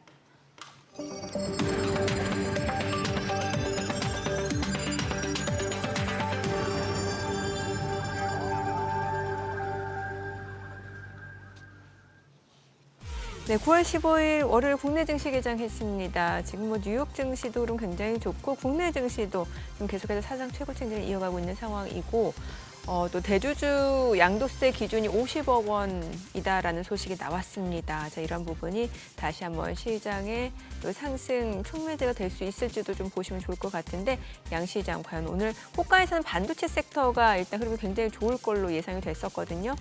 출발 지수 좀 보도록 하겠습니다. 지금 코스피가 0.3% 상승합니다. 3,407, 코스닥도 0.3% 올라갑니다. 849입니다. 양시장 상승 출발이고요. 시가총액 상위 종목 시초가 보겠습니다. 삼성전자가 1.8% 올라갑니다. 76,700원이고요. SK하이닉스도 3% 올라갑니다. 33만 9,500원, 34만 원까지 올라가네요. LG에너지솔루션도 0.4% 올라가고요. 삼성바이오로직스는 보합권으로 103만 7천 원, 한화에어로스페이스 0.2% 소폭 올라갑니다. 100만 4천 원이고요. 현대차는 1.5% 떨어집니다. 지금 22만 원, 그리고 기아가 1.6% 하락 중이고요. KB금융, HD현대중공업 모두 1%대 하락 흐름 이어지고 있고 삼성전자 우선주는 1% 상승합니다. 코스닥 시가총액 상위 종목 시초가도 보겠습니다. 알테오젠 0.3% 올라가고요. 에코프로비엠도 1% 올라갑니다. 12만 500원, 에코프로 2% 강세 5만 100원이고 페트로는 보합이고요. 파마리서치는 떨어집니다. 63만 원에 거래되고 있고요. 리가캠바이오 보합권으로 15만 4,600원에 거래되고 있고 레인보 로보틱스입니다. 오늘 4% 이상 올라갑니다. 지금 30만 6,500원, ABL바이오는 떨어지고 있는 상황이고 HLB 3,000당장 1% 안팎으로 지금 하락 흐름 이어지고 있는 모습이죠. 오늘 시장에서 특징을 보여주고 있는 섹터 종목들 체크해 보도록 하겠습니다. 일단 오늘 장에서는 이제 반도체 대장주 두 종목이 지금 상승을 보여주고 있는 상황이고요. 지금 반도체 관련주, 로봇 관련주들 흐름 굉장히 좋습니다. 온디바이스 AI 쪽에서 이제 HPSP 7% 넘게 올라갑니다. 지금 39,900원 선이고요. 좀 화면에 나오네요. 4거래 연속 사상 최고치. 대덕전자도 7% 이상 올라갑니다. 에이펙트도 5% 상승 중이고요. 심텍 10% 급등합니다. 32,150원 선이고 오픈엣지 테크놀로지, 퀄리타스 반도체 각각 2%, 3% 강세고요. 제주반도체도 4% 이상 올라갑니다. 19,190원 선이고요. 대덕전자, 네페스아크, 그리고 아이언디바이스, 유니퀘스트 모두 1% 이상 상승 중이고 AD테크놀로지, 가온칩스 다 올라갑니다. 오늘은 반도체 쪽 흐름 굉장히 좋아요. 뭐 이게 온디바이스 AI라든지 HBM 쪽 다 엮여 있는 쪽 흐름 굉장히 좋습니다. KC텍도 6% 강세고요. DIT도 5.7% 올라갑니다. 이번에 HBM 쪽을 좀 볼게요. 유니테스트는 뭐 여기저기 다 섞여 있는 쪽이죠. 유니테스트 3.5% 상승세, PSK홀딩스도 2% 이상 올라가고 STI, 미래반도체 다 올라갑니다. MK전자도 올라가고 오늘 로봇주도 볼게요. 로봇주는 이제 로보스타가 16% 급등을 합니다. 36,550원 선이고요. 그리고 코닉 오토메이션도 7% 넘게 올라가고 있고 베노티에날도 6.5% 상승합니다. 그리고 휴림 로봇도 5% 강세고요. TPC 올라가고 로보로보 13% 급등합니다. 7,270원, 스맥도 2.6% 올라가고요. 또 해성 에어로보틱스도 5% 강세, 하이진 RNM 6% 이상 올라갑니다. TPC 글로벌도 11% 급등을 보여주고 있습니다. 오늘은 로봇주, 반도체 쪽 흐름 굉장히 좋습니다.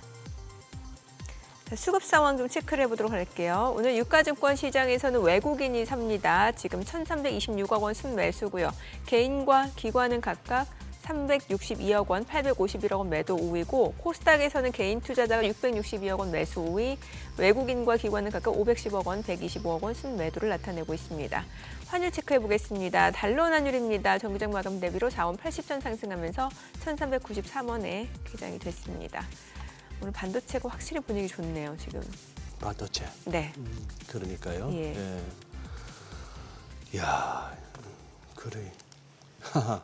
외국인들이 아예 막 진짜 삼성전자 하이닉스 이쪽하고 잡아 당기는 것 같고 테마는 그냥 또 로봇으로 옮겨갔네요. 모처럼 보니까 네. 그런 상황. 예.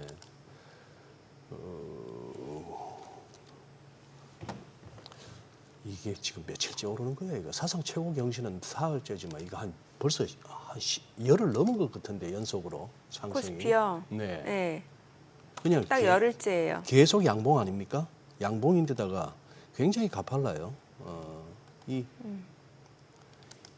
이게 이제 얼핏 보면 코스닥도 그렇고 코스피도 그렇고 저는 이거 두 가지 가능성인데 이런 식의 기울기에 이런 식의 갭 하면서 올라오는 차트는 첫 번째는 뭐 숏스퀴즈가 났든지 아니면 두 번째는 어느 세력에서 외국인일 가능성이 높습니다만 아예 작심하고 정해놓은 레벨까지 한번 땡기는 거죠.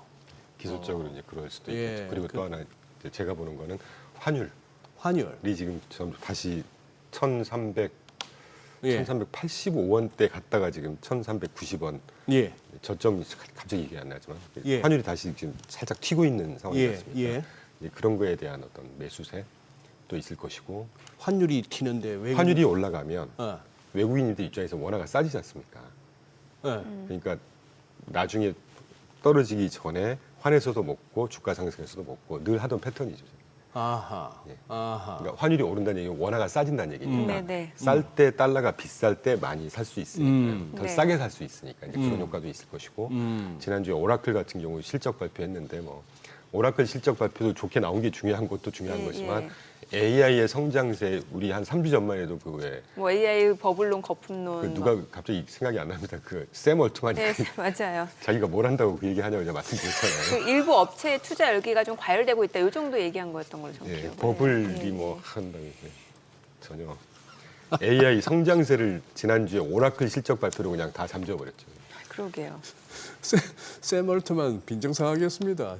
나름대로 오픈 AI 창립자인데 이충강 대표께서 지가 뭘 안다고 이러더라고요. 아니 뭐 AI는 잘할지 모르지만 아. 그래서 저는 3년 시장을 보고 있었고 저 친구 저보다 한참 어리지 않습니까? 저 친구랑 저나 뭐 경험이 다르니까요. 예. 아, 죄송합니다. 좀 건방지게 표현드렸어요.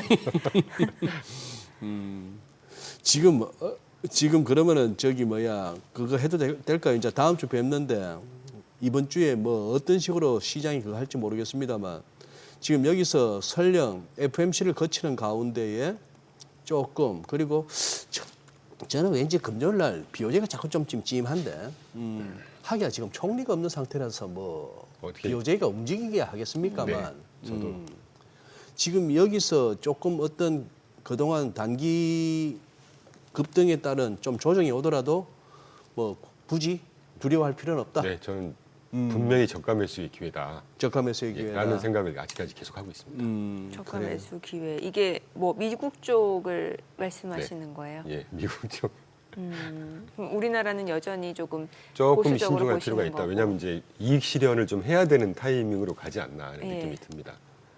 그런 측면에서는 지난주에 우리 얼마를 팔았더라? 지난 한 주만 4조였던가? 우리 개인들. 아, 상당히 뭐 이렇게 지금 여기서 거래소만큼은 유가증권 시장만큼은 분명히 갈리거든요. 외국인이 땡기고 있고 근데 오늘 지금 보니까 다시 개인 투자자가 많이 사네요. 또. 많이 사기 시작해요. 예, 외국인은 약간 규모가 줄었고. 그러니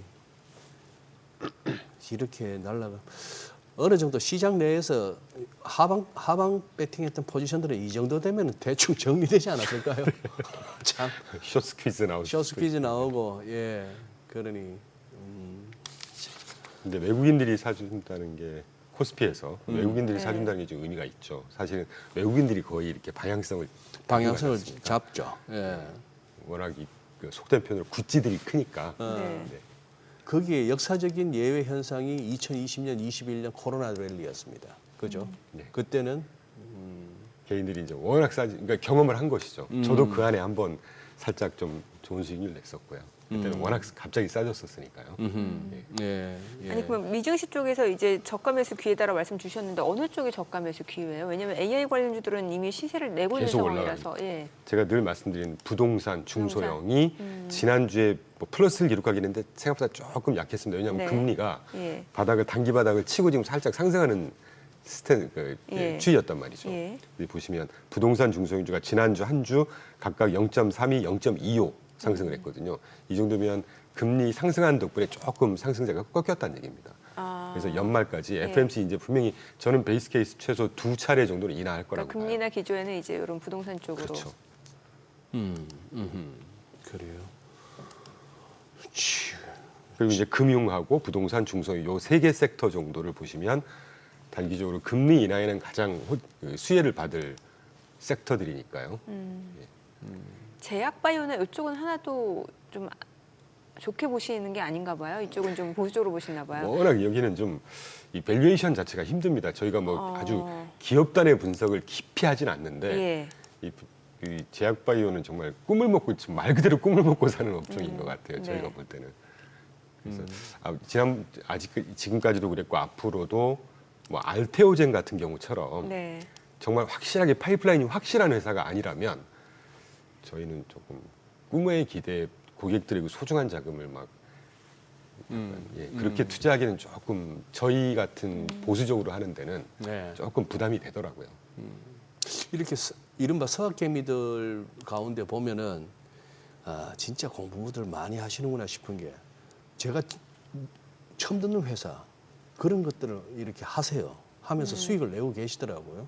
그래 보니 진짜 공부들 많이 하시는 거예요. 레딧도 들어가시고 뭐 그렇게 하던데 그러니 우리 생각에 그냥 AI 관련주 무슨 빅테크 시총 한 1, 20위 안에 거 우리가 누가 들어도 알만한 뭐 양자 컴퓨팅이니 뭐니 이런 그것만 하는 줄 알았더니 굉장히 많이들 하시더라고요. 그리고 미국에 상장되어 있는 종목 개수가 예. 4,800개 정도 됩니다. 예. 우리나라가 한 3,000개 조금 덜 될까 2,800개 정도. 네네네. 4,800개 중에 우리가 주로 다루는 거 말고 네.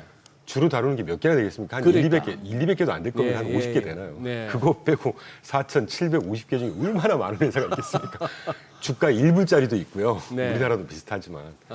그러니까 지난주 가끔 제가 봅니다. 그런 종목 잘 안 보는데 네. 가끔 보면 막 하루에 막 350%, 500% 오르고 떨어지는 게 아주 다반사입니다. 그렇더라고요. 1, 2불짜리가 그냥 왔다 갔다 해서 뭐 50센트 빠지고 떨어진 게 쉽지 않습니까? 이제 개인 투자자들이 그런 것들 좀 손을 대시는데 저는 조금 신중하시라는 권고를 드리곤 하죠.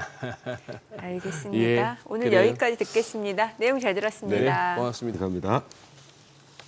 네, 오늘 들으신 내용과 관련해서 더 다양한 정보 원하시는 분들은 카카오톡 채널에서 머니를 검색하셔서 친구 추가하시기 바랍니다.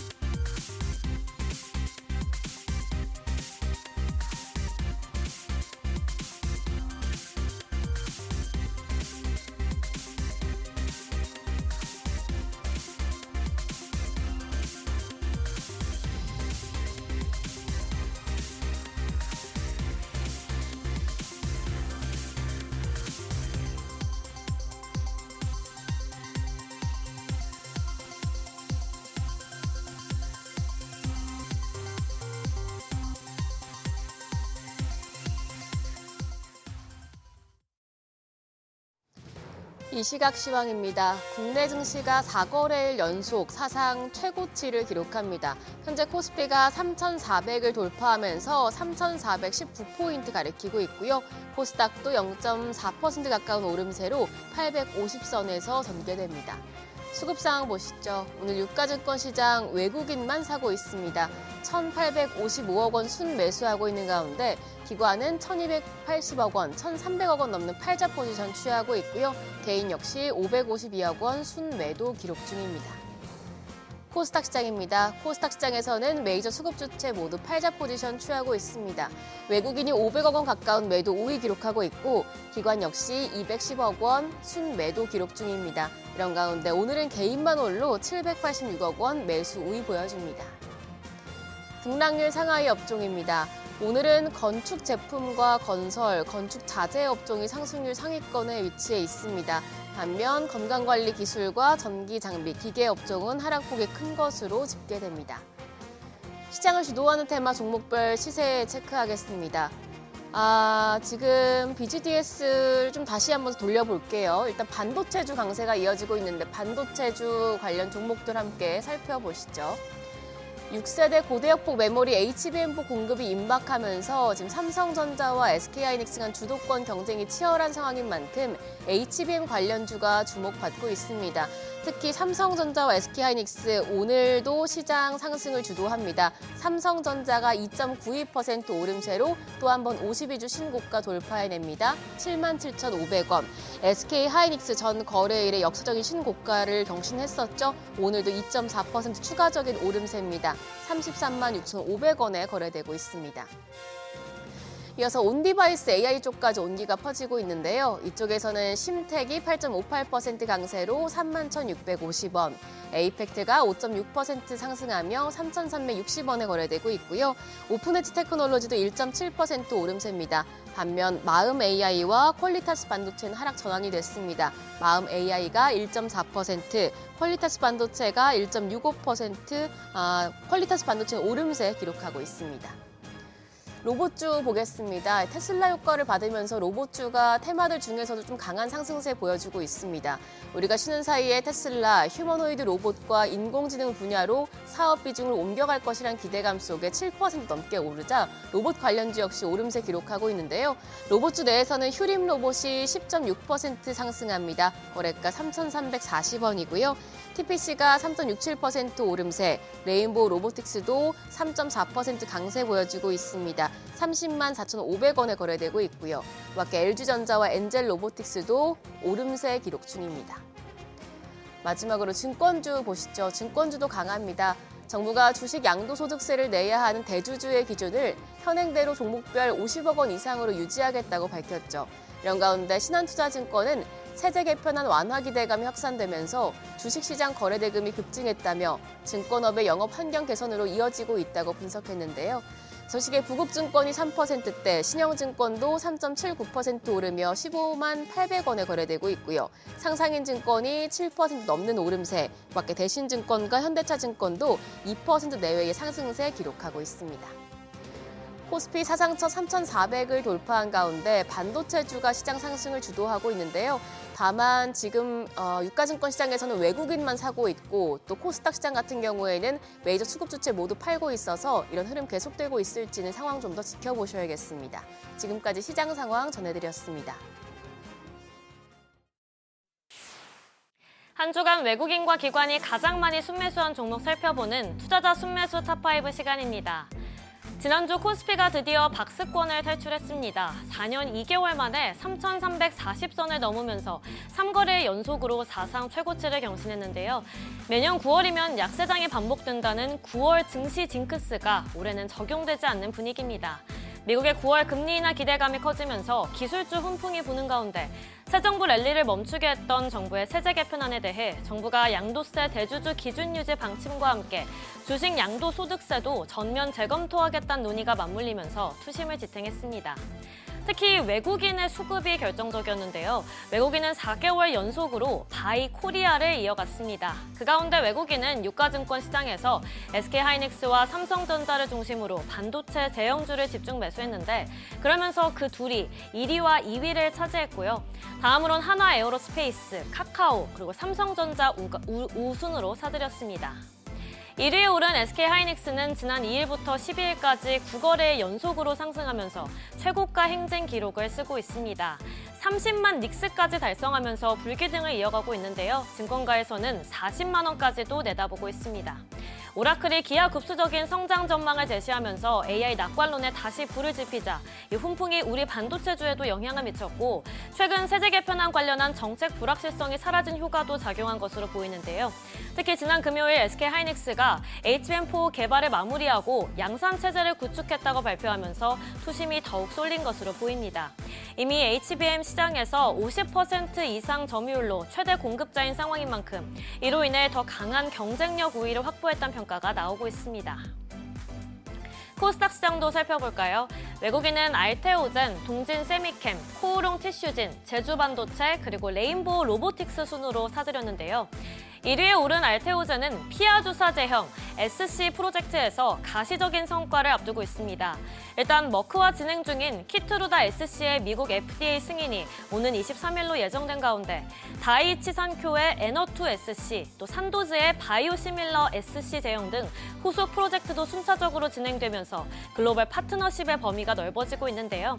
그 가운데 키트루다 SC는 신한투자증권에 따르면 올해 발매될 것으로 예상되고 있습니다. 이와 더불어 현재 6개 물질이 임상 3상에 진입해 있으며 성공 시 항암제 SC 전환 사례로서 글로벌 시장에서 첫 상업화 레퍼런스를 확보할 것으로 전망됩니다. 다음으로 기관 투자자들의 포트폴리오도 살펴볼까요? 기관은 유가증권 시장에서 삼성전자, SK스퀘어, 하나오션, 네이버, 그리고 두산순으로 순매수세를 보였는데요. 이처럼 지난주 대형 반도체주가 증시를 주도한 가운데 외국인과 달리 기관은 삼성전자를 가장 많이 사들였습니다. 그러면서 지난 12일 장중 52주 신고가를 경신했는데요. 삼성전자 역시 HBM4 12단 제품 개발을 완료하고 글로벌 주요 고객사에 샘플을 출하하면서 양산 체제를 갖췄다고 발표했습니다. SK하이닉스가 양산 안정성과 패키징 기술을 바탕으로 1위 자리를 지키겠다는 계획인 반면 삼성전자는 초미세 공정 기술 기반의 혁신으로 시장의 판도를 뒤우겠다는 전략입니다. 마지막으로 기관은 코스닥 시장에서 원익 IPS, 하나마이크론, 젠백스, 테크잉, 그리고 솔브레인 순으로 사들였습니다. 지난주 반도체 훈풍이 불면서 반도체 장비주도 같이 날아올랐는데요. 그러면서 원익 IPS의 기관의 매수세가 쏠렸는데 원익 IPS가 하반기 이후부터 실적이 본격적으로 반등할 거라는 증권가의 분석이 나왔습니다. SK증권에 따르면 3분기에는 잠시 숨고르기 구간이 예상되지만 4분기에는 전환 투자 및 삼성전자 P4의 메모리 신규 투자 효과로 3년 만에 분기 매출 3천억 원대를 기록할 것으로 전망되는데요. 구체적으로 4분기 영업이익은 370억 원으로 전분기 대비 68% 늘어날 것으로 예상했습니다. 지금까지 투자자 순매수 탑5 전해드렸습니다.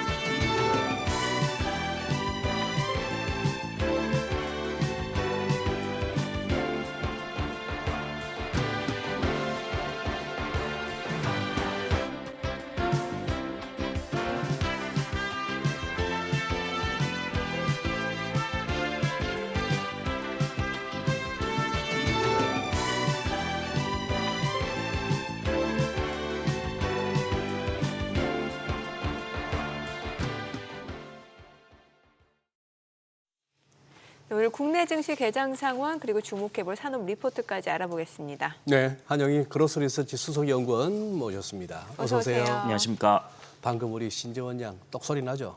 네. 오늘까지입니다. 다시 그래서 또. 인사를 하시는 거예요. 그래요. 이제 저 휴학 상태였던 그 대학원 공부를 이제 또 돌아간다네요. 우리 시청자분들 많이 참 재원 양 뭐 연재 양 할 것 없이 그거 했는데 저도 그러네요. 아쉽네. 정드니까 또 그러네. 아니 근데 우리 거 묻기 전에 테슬라 뭔 일 났대요? 네. 일단 테슬라가 지금 오늘 이제 프리장부터 시작해가지고 지금 거의 $400 가까이, 아니, $400 넘었습니다. 지금. $400 그러니까. 넘었고, 네, 지금 뭐 좋은 모습들을 이틀 연속 좀 보여주고 있는데 그 동안에 이제 횡보했던 게 거의 뭐 한 6, 7개월 정도 뭐 이렇게 시작이 됐다라고 볼 수가 있는데, 그러니까 왜 이렇게 오르냐라고 먼저 물으신다라고 하면은 최근에 이제 로보택시 확장은 아닙니다. 이거는. 그러니까 최근에 네바다 쪽에서도 이제 로보택시 허가를 받아가지고 시작한다라는 얘기는 있는데 사실 그랬으면은 지금 캘리포니아나 이런 확장 쪽에서는 이미 주가가 반영됐어야 되는데 글쎄. 네, 제가 봤을 땐 가장 큰 거는 뭐냐면 일론 머스크 보상안입니다. 이거는. 네. 왜냐면 일론 머스크가 최소 그 이게 1조 달러 정도 보상안이거든요. 그러니까. 네, 엄청 큰 거죠. 1,400조. 네.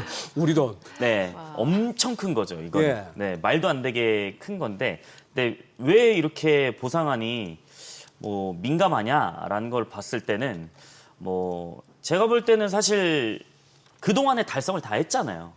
뭐 2012년도에도 그렇고.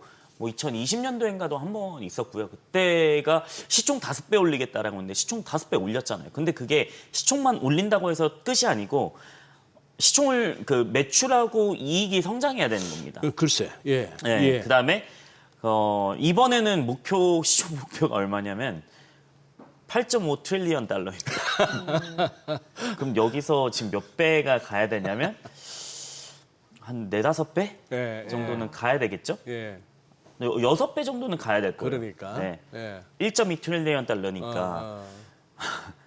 근데 지금까지 과거를 봤을 때는 일론 머스크가 이 보상을 달성했습니다. 야. 그래서 예. 지금 주주들은 달성할 가능성이 높다라고 좀 보여지는 거겠죠. 왜 그러냐? 순서대로 좀 말씀을 드리면 일단은 테슬라 로보택시 확장을 위해서는 최소 뭐 시가총액 확장을 하니까. 그다음에 주주총회에서도 옵티머스 V3에 대한 내용들이 나올 겁니다. 네. 가장 양산이 빨리 될 수 있는 거. 그냥 최신 프로토타입. 근데 제가 얼마 전에 이거는 자료를 방금 물어보셔가지고 자료는 따로 준비하진 않았는데 이 네. 손을 제일 많이 주목해야 되는 거거든요. 손. 이 DOF라고 하는 자유도가 있습니다. 네. 이게 20개 중반 정도 되느냐. 그러니까 이 자유도나 아니면은 이 압력에 따라서 물건을 집을 수 있는 것이 달라지는 거거든요. 왜 인간이 이렇게 발전하고 뭐 방송국을 차리고 이 노트북을 만들고 할 수 있었느냐. 다 손이 있었기 때문이거든요. 네. 지능하고 손이 있었기 때문인데 이 손이 없다라고 하면은 사실 휴머노이드 로봇이 할 수 있는 게 그렇게 많지 않습니다. 예. 왜냐? 주방에 가서 설거지만 해봐라고 했을 때도 뭘 할 수 있겠어요? 손이 그러니까. 없으면. 네, 그 손에 대한 자유도가 굉장히 중요한데 지금 V3에 대한 공개가 아마 주총에서 나올 겁니다. 그래서 연말에 이제 구체적으로 나온다라고 하면은 이게 시장에 좀 반영될 가능성이 좀 높다라고 할 것으로 좀 보여지고 있고요. 그다음에 FSD V14입니다. 이거는 이제 안전 요원이 이제 없어지는 겁니다. 완전한 로보택시로 가는 겁니다. 어허. 그렇기 때문에 로보택시도 완전하게 안전 요원이 없다라고 하면은 이제는 검증 단계는 끝났다. 이제 진짜 실행 단계로 갈 수밖에 없다라고 보여지기 때문에 뭐 그게 이제 좀 반영이 되고 있지 않나 이렇게 말씀드리고 싶습니다. 아, 진짜 리스펙이네. 우리가 질문지에 보내드린 것도 아니고 뭐 네. 미리 시작하기 전에 잠시 만나서 이따 테슬라 물어볼게요도 안 했는데 그냥 근데 항상 이제 지켜보고는 있으니까 제가 그러니까. 예전에도 계속 말씀을 드렸다 네, 보니까 예. 그리고 테슬라 주주분들은 또 출연해주길 또 기다리시는 그러니까. 분들이 많아가지고. 아니 딱 첫 마디에서 저는 그냥 공감이 되네요. 되고 안 되고를 떠나가지고 지금 전기차 판매 대수나 실적, 가이던스 갖고는 설명 안 되고 뭐 ESS 어쩌고 저쩌고 합니다만 그거 돈 몇 푼 된다고. 돈 근데 많이 지금 됩니다 그거. 돈 많이 돼요. 많이 됩니다. 네. 근데 지금 어쨌거나 죄송합니다. 보상안을 보아하니 과거에 저걸로 봐서 레코더로 봐서 이거는 가능할 것 같다. 그 말은 지금보다 6배 내지 7배의 시총 증가가 가능해야만 나오는 건데. 그렇죠. 그럼 시총 그러면- 1등 되는 거죠. 그러면 미리 사둘만 하네. 알겠습니다. 그렇죠. 지금 예. 저평가라고 생각을 할 수 있겠죠. 예. 네. 네. 오늘 탐방 보고서 네. 또 소개해 주실 거잖아요. 네네. 어딘가요? 오늘은 최근에 이제 좀 주목받고 있는 섹터에 대한 보고서를 발간을 했는데 네. 저희가 이 기업은 사실 NDR도 진행을 했고 좀 실제로 그 IR 담당자 만나가지고 설명을 많이 들었습니다. 근데 뭐냐면 보안 관련 섹터를 좀 말씀을 드리고 싶은데요. 보안 관련주들 최근에 이제 사이버랩이라든지 아니면은 뭐 지니어스 뭐 이런 쪽 뭐 안랩 뭐 센즈랩 뭐 이런 쪽이 있기는 한데 최근에 모건 스탠리 쪽에서 여기를 지분 공시를 했거든요. 5%가 넘어가가지고 그래서 지분이 사실 모건 스탠리가 5%가 넘어서 외국인들도 주목하고 있다 이렇게 보시면 좀 좋을 것 같은데 제가 말씀드리고 싶은 기업은 이제 지니언스입니다. 지니언스? 네, 지니언스 좀 생소하시죠? 예. 네, 지니언스는 보안 관련 기업이고 뭐 EDR이라든지 지니어스가 아니고 지니언스. 네, 지니언스입니다. 지니어스는 미국 지니어스 액트. 네, 지니어스는 천재잖아요. N이 하나 붙습니다. 지니언스. 네, 오케이. N이 네. 붙습니다. 네. 근데 지니언스는 이제 사이버 보안 소프트웨어 전문 기업이고요. 자체 개발을 해서 판매, 공급을 하고 있습니다. 근데 최근에 그 공공기관들이나 뭐 SK텔레콤 사태나 KT 사태 보시면 글쎄요. 어디에다 보안을 많이 투자할 거니? 네. 라고 했을 때 제로 트러스트에 많이 하겠다. 제로 트러스트에 가장 많은 예산을 투입하겠다라고 합니다. 제로 트러스트? 네, 아무도 믿지 않겠다는 겁니다. 이건 국정원부터 시작해가지고 아하. 아무도 믿지 않고 검증만 하겠다. 네. 이게 이제 제로 트러스트의 슬로건인데 네. 이 제로 트러스트의 신성장 동력 확보를 위해서 최근에 R&D나 인력에 좀 많이 투자하는 편입니다. 지금 2분기 사업 보고서를 봤을 때. 그래서 하반기에 지연됐던 이제 공공 쪽의 예산이 좀 집행이 되면서 계절적 성수기가 이제 맞물릴 겁니다. 원래는 공공적인 예산들은 제가 어디 기업을 가더라도 공공 예산 언제 나와요? 그럼 물어보면은 하반기에 나온다고 얘기를 하더라고요. 왜 그러면 연초에 집행을 해가지고 그게 나오는 시기가 하반기다. 그래서 공공 예산 같은 경우 하반기에 많이 나오는데 예. 그래서 계절적 성수기가 이제 하반기에 맞물린다라고 보시면 좋을 것 같고요. 그다음에 지니어스는 최근에 새로운 백신 솔루션을 만들었습니다. 백신 솔루션? 네, 원래 이쪽이 안랩이 좀 강자였거든요. 예. 네, 안랩 V 코로나 백신 말고 이쪽 네. 보안. 예. 그래요. 네. 그래서 아니 지금 예. 보안 얘기하는. 보안 얘기하는데 보안에서 깜놀. 백신이면. 예. 네. 최근에 이제 엔드포인트 제품군을 지니언 인사이트 E라는 브랜드로 런칭을 해가지고 네. 이제 새롭게 포장을 했었는데 이 인사이트 E는 뭐냐면은 EDR, NAC 뭐 이런 게 있습니다. 그러니까 쉽게 말씀드리면, 그러니까 EDR은 PC 서버 노트북에 여기 노트북 있잖아요. 여기에 이제 백신 같은 게 있는 겁니다. 그러니까 여기에 엔드포인트에서 발생하는 이상 현상들. 네. 너 왜 이 파일에 왜 이상해? 그런 포착을 해주는 것들. 그다음에 탐지를 해주는 것들이고 NAC는 제가 지금 여기 SBS 비즈에 와이파이를 쓰려고 그래요. 네. 근데 저는 허가되지 않은 사람이잖아요. 예. 외부인이니까. 그렇죠. 그럼 제가 제 노트북을 쓰려고 하는데 너는 우리한테 허가받은 제품이 아니야. 들어오지 마. 네. 이렇게 되는 겁니다. 그다음에 백신은 안티바이러스. 이걸 새로 출시를 한 거고요. 근데 이거를 종합해가지고 만든 게 이제 인사이트 E라는 건데 최근에 이 EDR 쪽에서 백신 시장이 굉장히 많이 성장을 하고 있거든요. 네. 그 보안 쪽에서는. 근데 왜 그러냐면 이 EDR을 최근에 많이 도입을 하면서 지니언스도 한 200개 EDR 고객사들이 있습니다.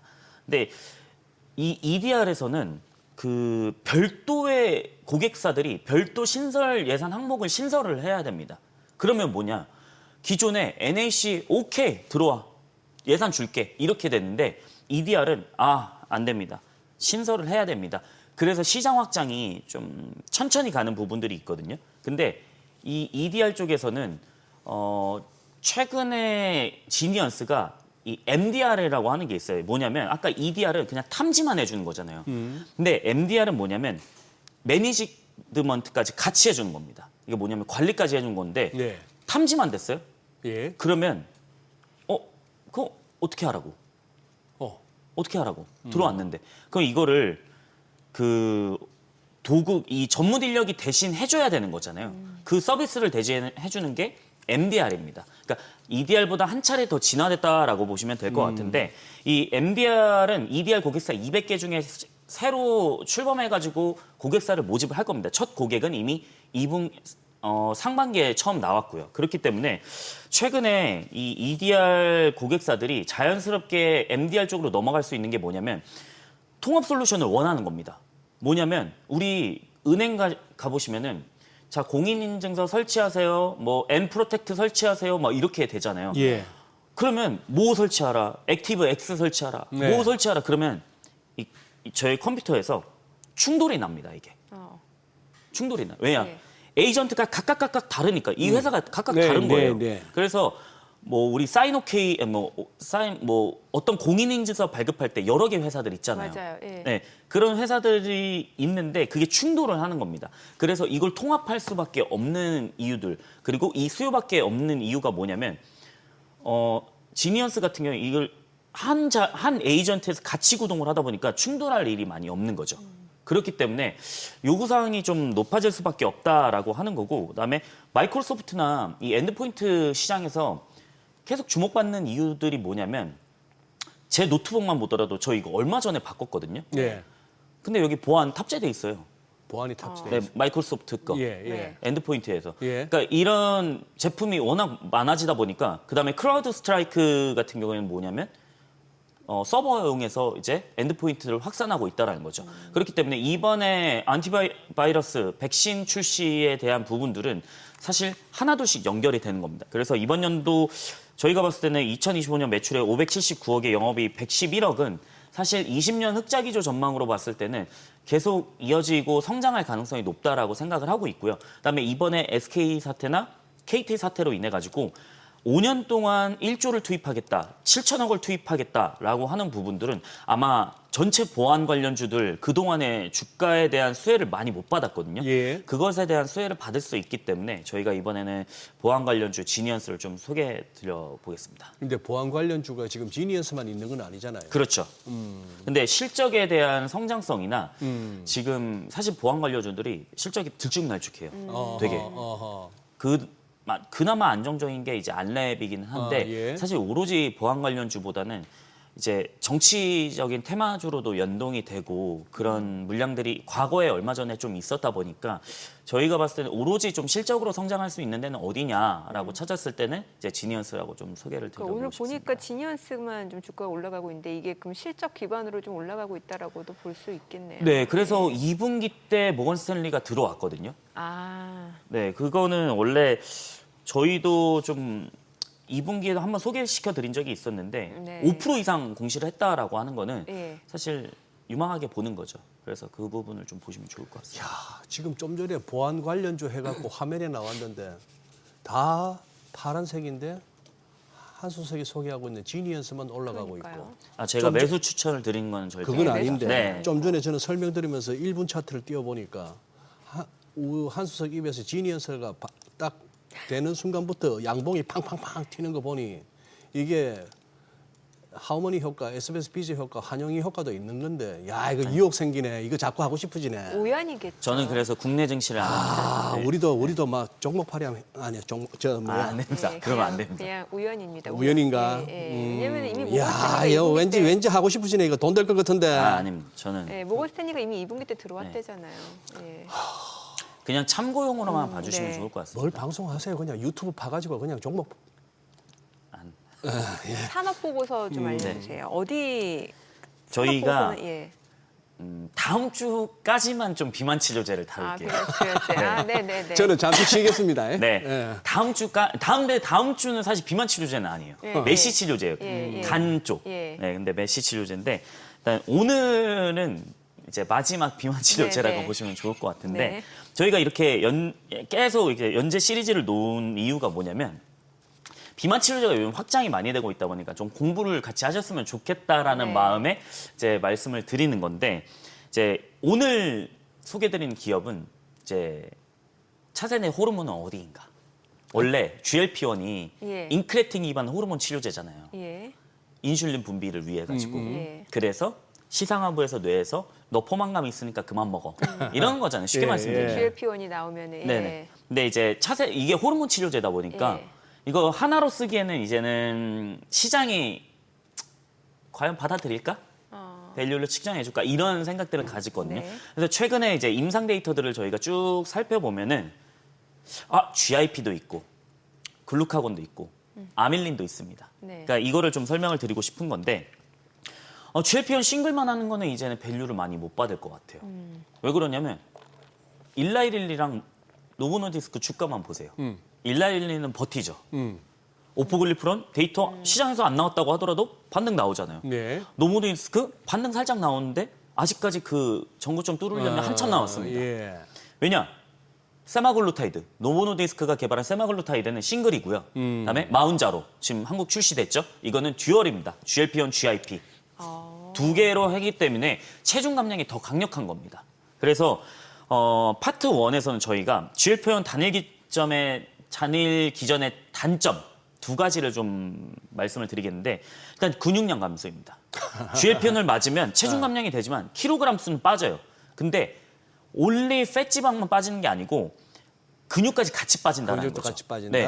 자, 그럼 뭐냐? 근육 빠지면 어떻게 돼요? 기초 대사량 낮아지죠. 네. 그러면은 이 소화를 할 수 있는 것들 칼로리 기초 대사량이 낮아지면 내가 그냥 가만히 있어도 기초 대사 칼로리를 적게 빠진다는 거죠. 그렇죠. 그러면 체중 감량 효과가 두 번째로는 어느 순간 정체가 되는 겁니다. 그러니까 앞으로 그냥 점점 덜 먹어야 되는 거잖아요. 네. 이러면. 그래서 최근에 나오는 기전들이 뭐냐면 요법들이 뭐냐? 병용 요법. 네.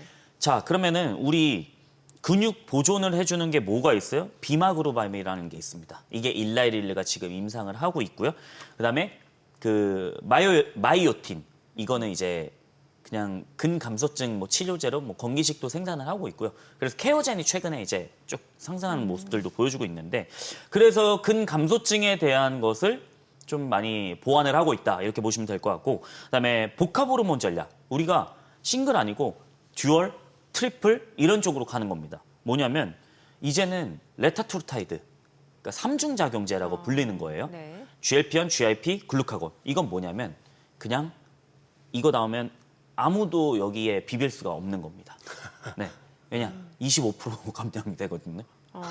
근육 손실 없이 근육 손실은 사실 이거는 임상 데이터를 좀 봐야 될 것 같습니다. 그래서 병용요법을 또 쓸 수가 있는 건데 어쨌든 강력한 체중 감량 효과가 있기 때문에 사람들이 제일 선호할 가능성이 높다라고 생각을 하고 있고요.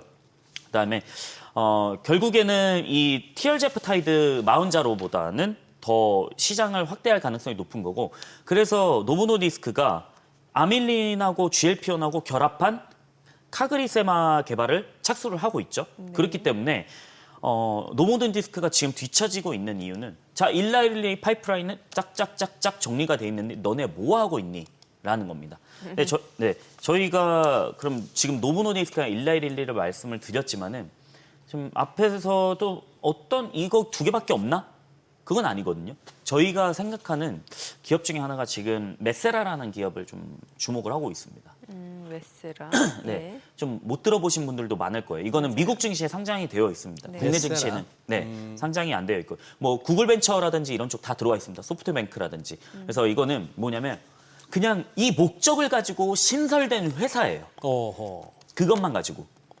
그래서 돈 많으신 분들이 이걸 모아가지고 만든 회사라고 보시면 될 것 같습니다. 아, 비만 치료제 하나를 네. 위해서. 예, 그래서 파이프라인은 크게 맷 097i, 맷 233i, 그다음에 맷 0975, 맷 224i. 그래서 i랑 o가 붙는데 이거 뒤에 i랑 o는 뭐예요? i는 인젝션, 주사고요. o는 오랄 링크, 경구용입니다. 경구용, 예. 네, 그래서 이 오랄 링크는 뭐냐면 D&D 파마텍에서 기술 이전을 받아가지고 진행을 하고 있는 거죠. 그렇기 때문에 097i랑 233i, 여기도 싱글이잖아. 여기도 싱글이긴 하거든요. 예. 근데 아밀린이랑 GLP-1 싱글인데, 야, 이거 뭐 똑같잖아. 노보노디스크. 제형이 다릅니다. 노보노디스크는 주 1회고요. 메세라 같은 경우는 월 1회입니다. 반감기가 긴 거예요. 네, 반감기가 깁니다. 반감기가 18일 정도가 되거든요. 예. 맷 097i 같은 경우는. 왜 그러냐면 할로 플랫폼이라는 걸 사용해가지고 긴 반감기를 유지합니다. 그래서 원래는 13주차에 주간 투여량 4배, 네. 4주차를 투여를 한 거죠. 한 달을 다 투여했는데 유지하는 게 한 달이 다 된 겁니다. 그래서 월 1회요법의 가능성을 보여줬다라고 말씀을 드리고 싶고요. 그다음에 D&D 파마텍 오랄링크 플랫폼을 도입해가지고 5 시리즈를 지금 개발을 하고 있는 겁니다. 그래서 기존 경구용 GLP-1 대비해가지고 경구용은 결국에는 뭐가 제일 중요하냐? 생체 이용률이거든요. 왜냐하면 위에서 흡수돼가지고 그냥 뿌려지면은 이 벽을 통과하지 못하고 생체 이용률을 낮추는 게 결국에는 가장 위험성이 있는 거예요. 왜 그러냐면 주사는 바로 피하 주사로 꽂으면 몸 안에서 흘러가게 되는데 이 생체 이용률을 높이지 못하면 사실 말짱 꽝입니다. 그래서 생체 이용률이 14배 개선돼 5.8%를 보여줬고요. 근데 이거는 사실 하나 조심해야 되는 건 뭐냐면 아무리 생체 이용률이라고 하더라도 이거는 전임상이에요. 그러니까 동물 실험이라는 거죠. 근데 휴먼 데이터가 있어야 됩니다. 근데 휴먼 데이터가 이렇게 나왔다? 그러면은 게임 오버라고 저는 생각을 하고 있기 때문에 아직은 휴먼 데이터를 앞두고 있는 네, 상황이고. 네, 그거는 좀 봐야 된다라고 말씀드리겠고요. 그래서 이번 파이프라인의 검증이 언제냐 과연 네. 2025년 말에 다 이루어져 있습니다. 그래서 지금 오포글리프로린이라든지 바이킹, VK2735 이것도 경구용제 있거든요. 근데 이거라든지 아니면 바이킹은 주가가 40% 폭락한 이유가 뭐냐면 중도 임상 탈락 환자가 거의 38% 나왔잖아요. 그래서 이거 안 된다. 부작용 너무 심하다. 근데 만약에 메세라가 그 부분을 해결해 준다라고 하면은 아마 D&D 파마 때까지 연결이 될 수 있지 않을까 이렇게 말씀을 말? 드리고 싶습니다. 네. 얼마 안 남았네요. 네, 아마 2025년 말에서 2026년 초에 다 몰려 있습니다. 거의 중요한 데이터는. 그래서 이게 아마 기업 가치를 높일 수 있는 좀 그런 시기이지 않을까 이렇게 말씀을 드리고 싶습니다. 네. 알겠습니다. 혹시 그럼 이건 이제 메세라 같은 경우는 이제 뉴욕에 상장된 기업이고 네네. 그다음에 이제 연관지어서는 앞서 경구용 그 기술 파이프라인이 이제 D&D 파마테 네, 이제 두 맞습니다. 기업을 이제 좀 관심 있게 보면 좋을 것 같다. 네. 이런 의미로 소개를 해주셨고 그 밖에 또 반도체 쪽은 어때요? 지금 시장 보면은 이제 오늘 사실 뭐 삼성전자, SK하이닉스 이제 시가 대비로는 약간 상승폭이 좀 축소되긴 했습니다만 어떨까요? 저는 일단은 HBM4에 대한 경쟁이 이제 심화될 겁니다. 왜냐하면 예. 제가 하나 주말에 읽은 네. 게 하나가 있는데 이제 HBM4로 넘어가는 이유가 뭐냐면 엔비디아 AI 인프라 서밋이 9월 아마 지난주에 열렸어요. 제가 이거를 보면서 이제는 HBM4가 정말 경쟁이 많아질 거고 삼성, SK 하이닉스 일단 SK 하이닉스가 더 빠르긴 합니다. 네. 근데 탑재가 될 거다. 예. 곧. 왜 그러면 루빈 CPX가 이제 게임 체인저라고 발표를 엔비디아 젠슨 왕이 직접 발표를 했거든요. 근데 그 루빈 CPX 그 성능을 보시면 HBM 속도를 6.4기가 GBPS에서 지금 10으로 넘긴다라고 했거든요. 전송 네. 속도를. 그러면은 이게 제가 주말 사이에 봤을 때는 제덱 표준이 8기가 BPS예요. 근데 이게 10 정도 된다라고 하면은 지금 SK 하이닉스가 개발하고 있는 HBM4랑 똑같거든요. 이게. 제가 이거 주말 사이에 이걸 봤었어요. 근데 네. 그걸 성능을 높이겠다라고 하는 거는 결국에 우리가 루빈 CPX에 들어가겠다라고 얘기하는 거랑 똑같습니다. 그럼 SK하이닉스 주가도 더 올라갈 수 있는 저는 모멘텀인 거잖아요. 올라갈 수 있다라고 생각을 하고 있고요. 예. 그다음에 앞으로는 낸드 쪽도 보셔야 된다. 그러면 왜냐면은 삼성전자까지. 네, 예. 낸드 쪽도 보셔야 된다라고 생각을 하고 있기 때문에 결국에는 지금은 추론에서는 학습에서는 HBM이 주도를 하지만은 추론에서는 에이직이라든지 여기서는 뭐 ARM이라든지 네. 아니면은 뭐 브로드컴 같은 기업들 있잖아요. 예, 예. 이런 쪽까지 좀 수혜를 받지 않을까라는 생각을 하고 있고요. 예. 그러면 여기서 만드는 업체들이 누가 있느냐? 결국엔 삼성전자, SK하이닉스는 맞거든요. 네. 그래서 저는 계속 성장할 수밖에 없는 시장이지 않을까라고 말씀을 드리고 싶습니다. 알겠습니다. 오늘 내용 잘 들었습니다. 고맙습니다. 네.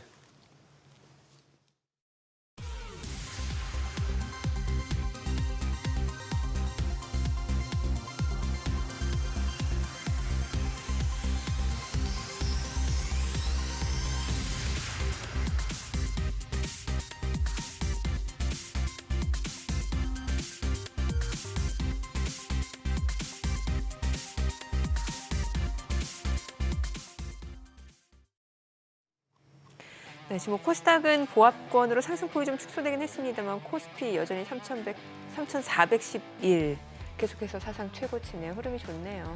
지주사고. 대단. 증권주도 좋고. 농심홀딩스 와. 야, 네. 시장 지금 엄청난 또 수익률 게임이 펼쳐지네요. 네. 저희 방송 중에 전해드린 내용과 관련해서 모든 투자 판단의 책임은 투자자분들께 있다는 점 알려드립니다. 네, 세상의 모든 돈 되는 정보 머니쇼. 오늘은 여기서 인사드리겠습니다. 여러분의 모든 경제 SBS 비지가 함께하겠습니다. 저희는 내일 오전 8시에 찾아뵙겠습니다. 고맙습니다.